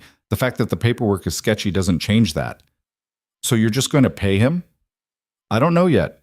But it's my choice, not yours. They stared at each other, the space between them suddenly feeling wider than it had in weeks. I was trying to help, Caleb said finally. I know, but I didn't ask for your help. You shouldn't have to ask. That's what... He stopped himself. What? That's what people do when they care about each other? Elena's voice was sharp. Maybe. But it's also how people lose their independence, how they end up relying on someone else to solve their problems. I've worked too hard to stand on my own to start leaning now. Caleb wanted to argue, to point out that accepting help wasn't the same as losing independence. But he could see the fear behind Elena's anger, the old wounds that Garrett's visit had reopened. Fine, he said quietly. What do you want me to do? Nothing. I'll handle it. How? I don't know yet, but I'll figure it out. Elena, please, just give me some space. I need to think. Caleb studied her face, saw the walls going back up, the distance reasserting itself. Every instinct told him to push, to insist on helping, to do something. But he'd learned enough about Elena to know that pushing now would only drive her further away. All right, he said, but I'm here if you need me. I know. He left without another word, riding back to his ranch with anger and worry churning in his gut. He'd meant what he said. He was trying to help. But Elena was right too. He'd stepped in without thinking, treated her problem as something he needed to solve instead of something she was capable of handling herself. That evening, Roy found him in his office, staring at accounting books without seeing them. Want to talk about it? Roy asked. Not particularly. Talk anyway. Might help. Caleb told him about Garrett, about the debt, about Elena's reaction. Roy listened without interrupting, then poured them both whiskey. You're used to fixing things, Roy said. Is that a criticism? It's an observation. You see a problem, you solve it. That's how you built this ranch. But people aren't ranches. They don't always want to be fixed. I wasn't trying to fix her. I was trying to protect her. From her perspective, those might be the same thing. Caleb drank his whiskey, felt it burn down his throat. So what am I supposed to do? Just stand back and watch while that man threatens her? No, but maybe you ask her what she wants instead of assuming you know. I did ask. After you'd already confronted him, that's not the same thing. Caleb knew Roy was right, but it didn't make the situation any easier. She's going to try to pay him. She'll work herself into the ground trying to come up with that money. Probably. And I'm just supposed to let her? You're supposed to respect her choice, even if you don't agree with it. That's harder than it sounds. Roy smiled. That's relationships. 2 days passed without word from Elena. Caleb forced himself to stay away, to give her the space she'd asked for. But on the third day, he couldn't take it anymore and rode out to her place. He found her in the barn, sorting through everything she owned, clearly trying to figure out what she could sell. "Elena," he said from the doorway. She looked up, and he saw exhaustion in every line of her face. "I told you I needed space." "I know, and I tried, but I can't just—" He stopped, started again. "I can't watch you destroy yourself trying to pay a debt that isn't yours." "It's not your decision. I know, but I'm asking you to let me help anyway." "I can't." "Why not?" Elena set down the saddle she'd been examining. "Because if I let you pay this, what's next? The barn needs repairs, you'll pay for that. Winter's hard, you'll buy supplies. Something breaks, you'll replace it. And eventually this place won't be mine anymore. It'll be yours, or ours, or some combination I never wanted. That's not what would happen. You don't know that, nobody does. But I do know that the moment I let someone else start paying for things, I lose control. And control is all I have." Caleb stepped into the barn. "What if I gave you the money? Not as charity, but as a loan. You'd pay me back when you could." "That's still depending on you." "No, it's accepting help from someone who cares about you. There's a difference." Elena's eyes were bright, but her voice stayed steady. "I appreciate what you're trying to do. I do. But I can't accept it. I need to handle this myself. Even if it means losing everything you've built? Even then, because at least it would still be mine." Caleb wanted to shake her, to make her see that pride wasn't worth destruction. But he also understood, on a level that surprised him, exactly what she meant. He'd built his ranch the same way, refusing help, taking on debt he could barely afford, working until he collapsed. Because doing it himself mattered more than doing it easily. "All right," he said finally, "then let me help in other ways. I can work with you, help you increase production, find buyers for whatever you're selling. Not money, just labor and connections." Elena considered that. "Why?" "Because I love you." The words came out before Caleb fully realized he was going to say them. They hung in the air between them, honest and terrifying and absolutely true.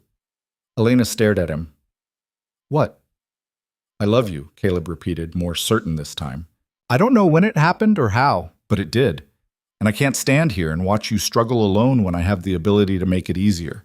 Not by taking over, not by controlling anything, just by being beside you."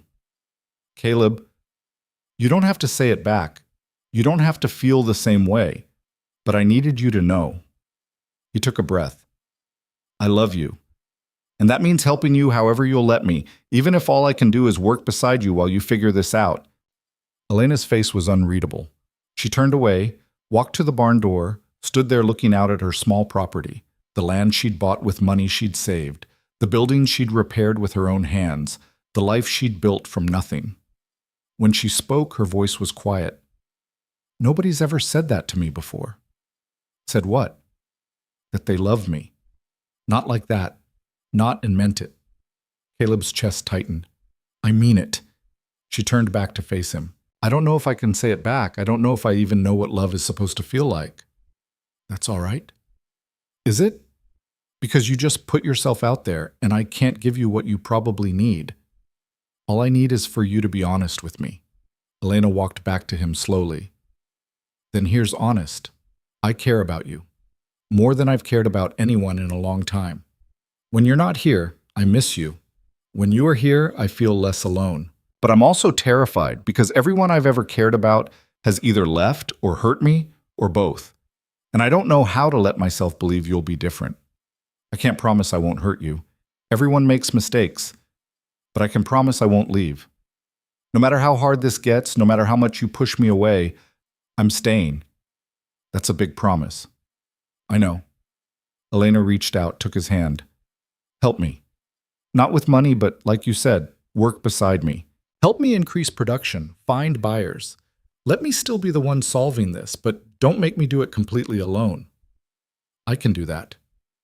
And if I push you away again, because I will, that's just who I am, don't give up on me." "I won't." She squeezed his hand. "Okay. Then let's figure this out together." They started the next morning, before dawn, mapping out everything Elena had that could generate income in the next 2 weeks. It wasn't much: some preserved vegetables from her garden, eggs from the chickens, a few pieces of furniture she'd made over the years that she'd never sold. Caleb made notes while Elena talked, her voice steady despite the worry in her eyes. The furniture might bring decent money, Caleb said, examining a chair she'd built. This is solid work, better than what most people are selling in town. It's just basic carpentry. It's more than that. You've got an eye for it. He ran his hand along the smooth armrest. Roy's been talking about replacing the chairs in the bunkhouse. I could buy these from you, fair market price. Elena's jaw set. That's charity. It's business. I need chairs. You're selling chairs. That's how commerce works. Caleb, $20 for the set. That's what I'd pay anyone else. Maybe less because most of what they sell is junk. He looked at her. You want to handle this yourself? This is me letting you. I'm buying product I actually need at a price that's fair. Nothing more. She studied his face, looking for the angle. When she didn't find one, she nodded slowly. All right, $20. Over the next week, they worked like people possessed. Caleb helped Elena harvest the last of her late-season crops, then used his connections to find buyers willing to pay premium prices. He introduced her to the owner of the general store in town, who agreed to stock her preserved goods on consignment. He brought Roy out to look at a plow Elena had repaired, and Roy bought it for the ranch, plus 2 more tools she'd fixed up. Elena worked 16-hour days producing anything that could be sold. Caleb matched her hour for hour, helping where she'd let him, stepping back when she needed to do it herself. They didn't talk much during those days, there wasn't time, but they moved around each other with the practiced ease of people who'd learned each other's rhythms. On the 10th day, Elena counted her money. She had $240, 40 short of what Garrett had demanded. It's not enough, she said, staring at the bills spread across her kitchen table. Caleb, who'd been helping her tally everything, looked up. You've got 4 more days. I don't have anything left to sell except the livestock. And if I sell them, I won't be able to sustain the farm. Then we find another way. There is no other way. Elena's voice was flat, defeated in a way Caleb had never heard before. I'm $40 short and out of options. What about the sheriff? We could... No, I already told you, that won't work. Caleb wanted to argue, to find a solution, to fix this. But he'd promised to let Elena handle it her way, and that meant accepting when she said something wouldn't work. All right, he said. Then what do you want to do? Elena sank into a chair. I don't know. Maybe I just pay him what I have and hope he'll take it. He won't. I know. She rubbed her eyes. But what choice do I have? Caleb pulled up a chair beside her. Let me loan you the $40. Not as charity, as a loan. You pay me back when you can, with interest if that makes you feel better. I can't. Elena, I can't. Her voice cracked. Don't you understand? If I take money from you now, when does it stop? Next time something breaks, next time I'm short, next time I need help, I'll just come to you. And eventually I won't be running my own farm anymore. I'll be running our farm or your farm or some version where I've lost the only thing that makes me feel like I exist. That's not what would happen. You don't know that, neither do I. But I do know that I'd rather lose everything and still be myself than keep it all and become someone I don't recognize. Caleb heard the truth in her words, the bedrock certainty that had kept her alive and independent all these years. And he realized, sitting in her small kitchen with $40 standing between her and disaster, that this was the moment that would define everything. He could insist. He could give her the money despite her protests, solve the problem, save the day. She might even thank him eventually, but he'd also prove that she couldn't trust him to respect her boundaries. That when it mattered most, his need to fix things mattered more than her need to stay whole. Okay, he said quietly. Then we don't use my money. Elena looked at him, surprised. What? You said you can't take money from me. I'm respecting that. So we find another solution. There is no other solution. There's always another solution. Caleb stood, started pacing. You've got 4 days. What if we focus on services instead of goods?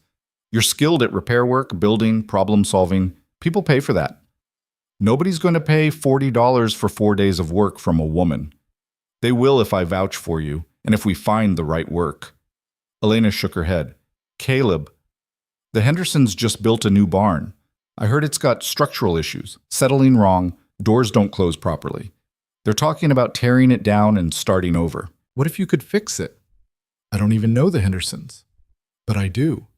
And I know they're desperate enough to pay well for someone who can solve their problem without rebuilding everything. He stopped pacing, looked at her. You're better at this kind of work than most men I know. Let me introduce you. Let them see what you can do, and let the work speak for itself.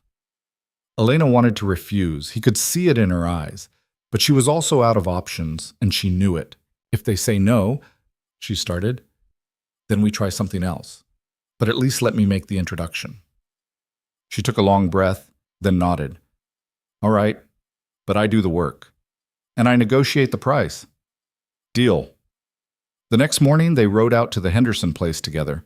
Tom Henderson was skeptical when Caleb explained why they were there, even more skeptical when he realized Elena would be doing the work.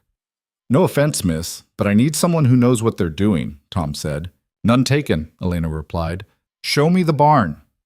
Tom led them to the structure in question, a large building that was clearly listing to one side, doors hanging crooked, gaps visible between some of the boards. Elena circled it slowly, examining the foundation, checking the frame, testing joints. After 15 minutes, she straightened. Your northwest corner post is sitting on unstable ground, probably clay soil that compressed when you got heavy rain last month. The whole structure's settling unevenly because of it. Tom blinked. That's exactly what happened. Had a big storm. Next day, the barn started leaning. It's fixable. I'll need to jack up that corner, dig down to stable soil, pour a proper foundation, then level everything back out. 3 days of work? Maybe 4, depending on how deep I need to go. And how much would that cost? Elena met his eyes. $50. Materials included. Tom whistled. That's steep. That's fair. You tear this down and rebuild, you're looking at $200 minimum, plus a month of work. I can fix it in less than a week for a quarter of the price. She paused. But if you don't think it's worth it, that's your choice. Caleb stayed silent, letting Elena handle the negotiation. He could see Tom weighing his options, doing the math. 45, Tom said finally. And you've got 3 days, not 4. Elena stuck out her hand. Deal. They shook on it, and Caleb watched something shift in Elena's posture. Confidence, maybe, or just relief at having a path forward. She started work that afternoon, and Caleb helped her haul materials from the lumberyard in town. She didn't ask him to stay, but he did anyway, fetching tools and holding boards while she worked. Tom watched from a distance, clearly still skeptical, but as the day wore on and Elena's competence became obvious, his skepticism faded. By evening, she'd excavated down to stable ground and built temporary supports for the sagging corner. She was filthy, exhausted, and more alive than Caleb had seen her in weeks. You're good at this, he said as they packed up tools. I know. That wasn't false modesty talking earlier. You genuinely believe you're as skilled as you are. Elena wiped sweat from her forehead. I spent years learning how to do things right because I couldn't afford to do them twice. That teaches you confidence. She looked at the partially repaired barn. This is going to work. I'm going to make enough to pay Garrett and have a little left over. Never doubted it. Liar, you were worried. Terrified, actually, but I believed you'd find a way. She smiled, tired but genuine. Thank you. For the introduction, for the help, for not taking over. I'm learning. So am I. The next 3 days blurred together. Elena worked on the Henderson barn from sunrise to sunset, refusing to cut corners or rush the job. Caleb helped when she'd let him, otherwise stayed out of the way and watched her work. Tom Henderson's skepticism turned to respect, then to something close to awe. Never seen someone work like that, Tom told Caleb on the final day. Man or woman, she's got a gift. That she does. When Elena finished, the barn stood straight and solid, doors closing properly, structure sound. Tom inspected every inch of it, tested the stability, looked for flaws. He found none. I'll be damned, he said. $45, you said? That was the agreement. Tom pulled out his wallet, counted out the bills, then added an extra 10. For quality work. And if you ever need employment, come find me. I could use someone like you on a permanent basis. Elena took the money, counted it, looked up at Tom with surprise. You're serious? Dead serious. Think about it. As they rode away from the Henderson place, Elena was quiet. Caleb let the silence stretch, giving her space to process. Finally, she spoke. He offered me a job. I heard. A real job. Regular pay, steady work. Are you going to take it? Elena looked down at the money in her hands, $55, enough to pay Garrett and have 15 left over. I don't know. Part of me wants to. Regular income would solve a lot of problems. But the other part doesn't want to work for someone else. Yeah. There's no wrong answer, Caleb said. Whatever you decide, I'll support it. She tucked the money into her pocket. Let me get through this week first. Then I'll think about the future. When they got back to Elena's place, she counted out all her money. The $240 from selling goods and services, the $55 from the Henderson job. $295 total. I did it, she said, staring at the bills. I actually did it. You did. Elena looked up at him, and he saw tears threatening at the corners of her eyes. I couldn't have done it without you. The introductions, the help, the everything. You were right. Accepting help isn't the same as losing independence. Took you long enough to figure that out. She laughed, watery but real. I'm stubborn. I noticed. 2 days later, Garrett showed up exactly on schedule. Caleb was there, standing beside Elena in her yard, when the man rode up. Garrett dismounted, all swagger and confidence. Time's up. You got my money? I do, Elena said. That surprised him. All of it? $300. That's what you said, right? Garrett's eyes narrowed. Plus interest. You never mentioned interest. I'm mentioning it now. Another 50. Elena's jaw tightened, but Caleb put a hand on her arm. Show him the paper. Garrett pulled out the same crumpled document from 2 weeks ago. Caleb took it, examined it carefully, then handed it back.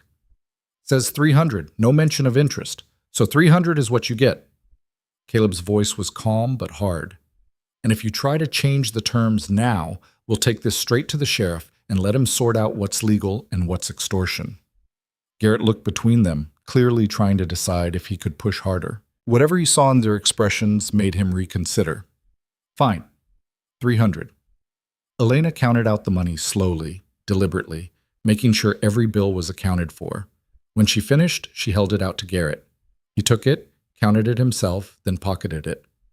Pleasure doing business. This settles everything Ethan owed you? Caleb asked. What? The debt. This pays it in full? No more coming back, no more claiming he owes you something? Garrett's lip curled. Yeah, we're square. Good. Then you've got no reason to come back here. Ever. Garrett stared at Caleb, and for a moment it looked like he might argue. Then he shrugged, mounted his horse, and rode off without another word. Elena watched until he was out of sight, then let out a breath she'd been holding for 2 weeks. It's done. It's done. She turned to Caleb, and he saw exhaustion and relief and something else in her expression. I paid a debt that wasn't mine to clear my brother's name, the brother who stole from me and disappeared. How stupid is that? It's not stupid. It's loyal. It's something. Elena walked to the porch, sat down heavily. I've got $5 left to my name. Winter's coming, and I'm right back where I started. Caleb sat beside her. Not quite. You've got proven skills, a job offer from Tom Henderson, and contacts in town who know what you're capable of. That's more than you had before. I suppose. And you've got me. Elena looked at him. Do I? If you want me. She was quiet for a long moment. I'm going to mess this up. I'm going to panic when things get too close. I'm going to push you away when I should pull you in. I'm going to make this harder than it needs to be. I know. And you still want to try? Elena, I already told you I love you. That didn't come with conditions or an expiration date. So yeah, I still want to try. She took his hand, laced her fingers through his. I don't know how to do this. Be with someone, I mean. I don't know the rules or how it's supposed to work. Neither do I. Not really, but maybe we make our own rules. Like what? Caleb thought about it. Like honesty. Even when it's hard, especially when it's hard. I can do that. And respect for what each of us needs, even if we don't always understand it. Okay. And showing up, not just when it's easy or convenient, but when it matters. Elena nodded slowly. Those are good rules. You want to add any? She considered. Space when we need it, without it meaning we're giving up. Deal. And she paused, gathering courage, and letting ourselves fail. Being okay with making mistakes as long as we're trying. I can live with that. They sat like that as the sun dropped toward the horizon, two people who'd spent their whole lives building walls, agreeing to tear them down together. It wasn't romantic or dramatic. It was quiet and uncertain and real. After a while, Elena spoke. What happens now? What do you want to happen? I don't know. Keep going, I guess. Keep working, keep building, keep trying to make this farm work. By yourself? She looked at him. What are you asking? I'm asking if you'd consider doing it together. Not me taking over, not combining operations, just working side by side. You keep your land, your independence, your decisions, but maybe I'm here more than just Thursdays. How much more? As much as you'll let me be. Elena pulled her hand from his, and for a second Caleb thought he'd pushed too far. But then she stood, walked to the edge of the porch, looked out at her property. I built this place alone, she said quietly. Every board, every fence post, every seed planted. I did it myself because that's all I knew how to do. Be alone, work alone, survive alone. She turned back to him.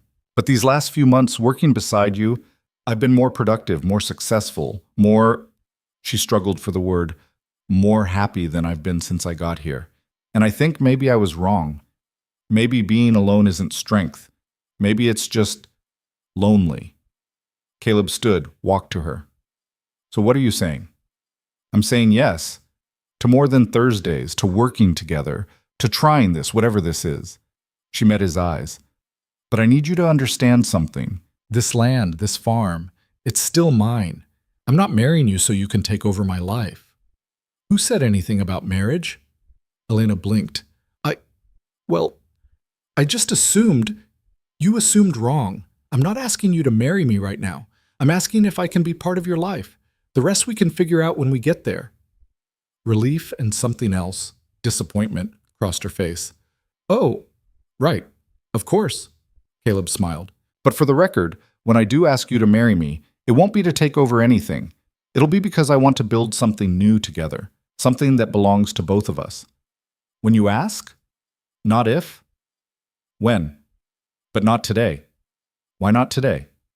Because you're exhausted, emotionally wrung out, and you just paid off a fraudulent debt to protect your deadbeat brother. That's not the moment for life-changing decisions. Elena actually laughed. Fair point. Besides, Caleb added, I want you to have time to be sure, to know that this is what you want, not just what's convenient or safe. And what if I'm never sure? Then I'll keep showing up anyway. Until you are. She shook her head, but she was smiling. You're ridiculous. So I've been told. The next few weeks settled into a new rhythm. Caleb split his time between his ranch and Elena's place, making sure both operations ran smoothly. Roy handled most of the day-to-day at the Whitaker Ranch, freeing Caleb to spend more time helping Elena prepare for winter. They worked on her barn together, reinforcing weak spots and patching holes. They harvested the last of the garden and preserved everything they could. They cut firewood until Elena's storage shed was full, then cut more to sell in town. And somewhere in all that work, they learned how to be together. Not perfectly. There were still moments when Elena pulled back, when Caleb pushed too hard, when they argued about the right way to do something or whether help was needed. But they were learning. One evening in late November, after a long day of work, they sat by Elena's fireplace eating stew she'd made. Snow was starting to fall outside, the first of the season. I've been thinking about Tom Henderson's offer, Elena said. And? I'm going to turn it down. I appreciate it, but I want to build my own operation, not work for someone else. That's going to be harder. I know, but I've got a reputation now. People know I can do the work. And with winter coming, there'll be plenty of repair jobs, barns that need reinforcing, equipment that breaks, things that need fixing before spring. Caleb nodded. You'll need help managing all that. Are you offering? I'm saying I'm here if you need me, whether that's helping with work or just, he gestured vaguely, whatever you need. Elena set down her bowl. Can I tell you something? Always. I'm scared. Not of the work or the winter or any of that. I'm scared of how much I care about you, how much I'm starting to depend on having you around. Depending on someone isn't weakness. I know. Logically, I know that. But it still feels dangerous.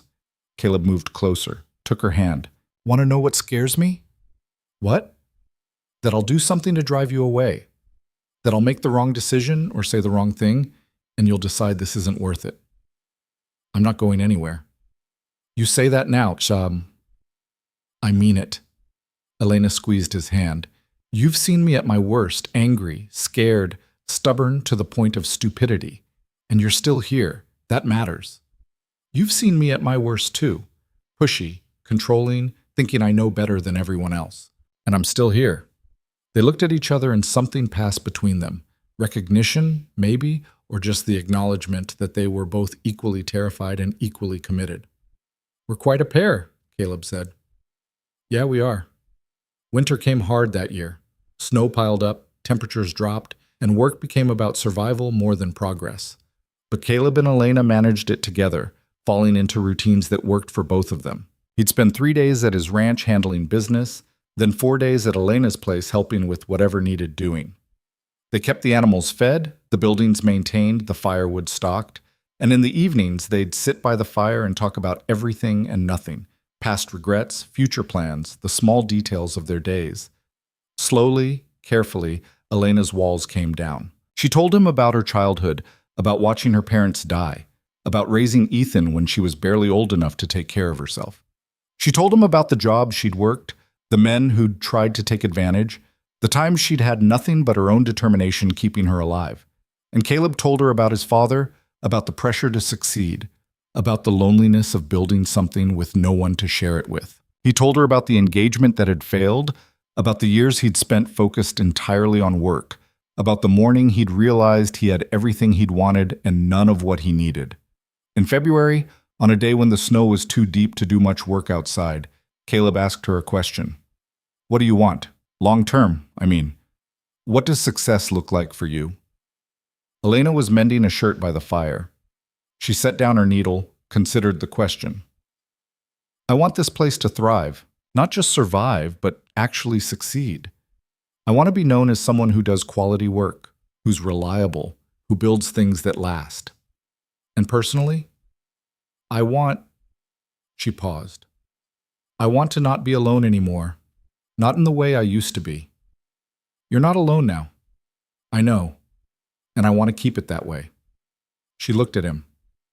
What about you? What do you want? Honestly, this. What we have right now. We have, working beside you, building something together, having a reason to come home at the end of the day. Your ranch is your home. My ranch is a business. This, he gestured to Elena, to the small house, to the life they were building. This feels like home. Elena set aside her mending entirely. Caleb, I'm not asking for anything, he said quickly. I'm just telling you how I feel. I know, but She took a breath. What if I told you I feel the same way? That this has become home for me too, and the days you're not here feel wrong somehow? I'd say that sounds like progress. Or dependence. Or both. And maybe that's okay. Elena stood, walked to the window, looked out at the snow-covered yard. When spring comes, I want to expand. Add another field, maybe get some sheep, build a proper workshop for repair work. That's ambitious. I know, but I think I can do it, with help. My help? She turned to face him. Yes, if you're willing. Caleb stood, cross to her. I'm willing. Whatever you need. What I need, Elena stopped, started again. What I need is to know that this is real, that you're not going to wake up one day and realize you made a mistake. I could say the same thing to you. I know, so maybe we just keep going, keep showing up, Keep being honest. Keep trying. And maybe, Caleb pulled a small box from his pocket. Maybe we make it official. Elena stared at the box. What is that? Open it. She did, hands shaking slightly. Inside was a simple gold band, no stones, nothing fancy, just a plain ring that looked like it had been worn before. It was my mother's, Caleb said, one of the only things my father kept after she died. He gave it to me before he passed, said to save it for someone who mattered. Elena looked up at him, eyes bright. Caleb, I'm not asking you to marry me tomorrow, or next month, or even this year if you're not ready, but I'm asking if you'll consider it, if you'll think about building something permanent together. Elena's voice caught. I don't know what to say. Say you'll think about it. She looked down at the ring, then back at him. This is fast. We've known each other almost a year. That's not very long. It's long enough for me to know what I want. But if it's not long enough for you, that's all right. I can wait. Elena closed the box, held it in both hands. Can I keep this? To think about? It's yours. Whether you marry me or not, it's yours. She set the box on the windowsill, then turned and kissed him. Not brief or awkward like the first time, but deep and certain and full of all the things she couldn't quite say out loud. When she pulled back, she was crying. I'm terrified. Me too. But I want this. I want you. She gestured helplessly, all of it. Then we'll figure it out together. Spring came slowly that year, winter reluctant to release its hold. But eventually the snow melted, the ground thawed, and work could begin again in earnest. Elena expanded her operation exactly as she'd planned. New field, small flock of sheep, a workshop built with timber Caleb helped her select and haul from the mill. Tom Henderson spread word about her skills, and soon she had more repair work than she could handle alone. Caleb helped when he could, but he also made sure Elena hired people for the jobs that were too big for two. She resisted at first, worried about the expense, but he pointed out that turning down work because she couldn't handle the volume was costing her more than hiring help would. By summer, Elena Hart's repair business was thriving. She had a waiting list, steady income, and a reputation that extended well beyond Dry Creek Valley. One evening in July, they were sitting on Elena's porch watching the sun set. The ring box sat between them, where it had lived for the past 5 months, unopened but present. I've been thinking, Elena said. About? About what you asked, in February. Caleb's heart kicked up, but he kept his voice calm. And I think... She picked up the box, opened it, pulled out the ring.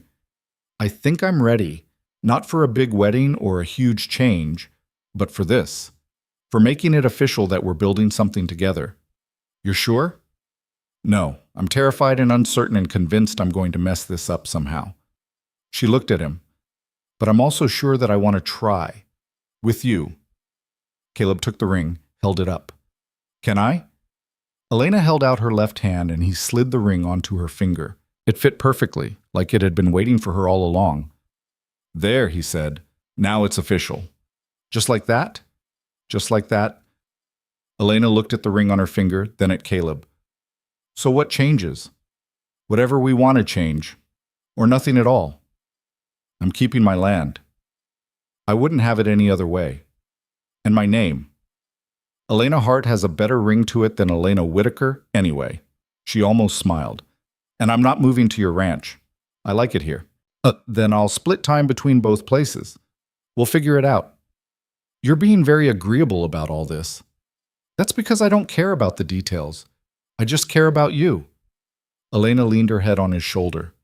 I love you. I should have said it before, but I'm saying it now. I love you. Caleb wrapped an arm around her. I know. How did you know? Because you let me see you. The real you, not the walls you show everyone else. That's how I knew. They sat like that as darkness fell. Two independent people who'd chosen to be independent together. It wasn't a fairy tale ending. There would still be hard days, arguments, moments when old fears resurfaced, but they'd face them together, and that made all the difference. They married in late September, a small ceremony with just Roy and a handful of friends from town. No fancy dress, no elaborate reception, just two people making promises they intended to keep. Elena wore a simple blue dress she'd made herself. Caleb wore his best shirt and pants, cleaned up but still recognizably himself. They stood in Elena's yard beside the barn they'd repaired together and spoke vows they'd written the night before. "I promise to show up," Caleb said, "even when it's hard, especially when it's hard." "I promise to let you," Elena replied, "even when I want to do it alone. I promise to respect what's yours. I promise to share it anyway. I promise to be honest. I promise to listen." They went on like that, trading promises that mattered more than traditional vows because they'd been earned through months of struggle and growth. When it was done, Roy shook Caleb's hand. "Never thought I'd see the day." "Me either." "You happy?" Caleb looked at Elena, who was talking with Tom Henderson about a repair job. She caught his eye and smiled, and he felt something settle in his chest, a certainty deeper than land or money or success. "Yeah," he said, "I'm happy." The years that followed weren't easy. Elena's repair business had good seasons and bad. Caleb's ranch faced droughts, market fluctuations, the endless challenges of running a large operation. They argued about money, about time, about whose responsibilities took priority when both needed attention. But they kept showing up, kept being honest, kept choosing each other even when it was hard. They never combined their operations. Elena kept her small farm, maintained her independence, built her business into something she was proud of. Caleb kept his ranch, but he spent more time at Elena's place than his own, helping with work and building a life that felt real. 3 years after they married, on a cold December morning, Elena woke Caleb before dawn. "It's time," she said quietly. He was instantly awake. "You're sure?" "I'm sure." They rode to town together, Elena gripping his hand as contractions came and went. The midwife was waiting, having been alerted weeks ago to be ready. The labor was long and difficult. Elena cursed, cried, threatened to kill Caleb for doing this to her. He stayed beside her through all of it, holding her hand, wiping her forehead, being exactly where she needed him to be. Their daughter was born just after sunrise, small and red-faced and perfect. "What do we call her?" Caleb asked, holding the tiny bundle. Elena, exhausted but smiling, considered. "Hope, because that's what she is." "Hope Hart Whitaker?" "Just Hope Hart. She can add the rest later if she wants." Caleb looked at the small life in his arms, this person who existed because 2 stubborn people had decided to try. Hope Hart it is. Years later, when Hope was old enough to ask questions, she wanted to know how her parents had met. They were sitting on the porch of Elena's place, still Elena's place, even after all this time. Hope was 7, all curiosity and endless questions. "So you fixed Papa's wagon?" she asked Elena. "I did." "And then what?" "Then he kept coming back." Hope looked at Caleb. "Why?" Caleb thought about the broken wheel, the months of circling each other, the slow building of something neither of them had planned. "Because your mother taught me something important." "What?" "That the things worth having are worth working for, and the people worth loving are worth showing up for, even when it's hard." Hope seemed to consider this. "Is that why you still live here instead of at the ranch?" "This is where your mother is, so this is where I want to be." Elena reached over, took his hand. After 15 years together, the gesture was automatic, easy, but it still meant everything. "Tell me about the wagon again," Hope said. "The whole story." So they did, trading details back and forth, filling in pieces the other had forgotten. The story grew with each telling, but the core remained the same, a man who had everything. Met a woman who wanted nothing from him, and somehow they found what they'd both been missing. It wasn't a story about rescue or transformation. It was a story about 2 people who'd been complete on their own, choosing to be complete together. About walls coming down and trust being earned and love looking nothing like either of them expected.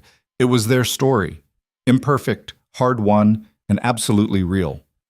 And sitting on that porch in the fading light, their daughter between them and years of shared life behind them, Caleb realized he'd been wrong about something fundamental.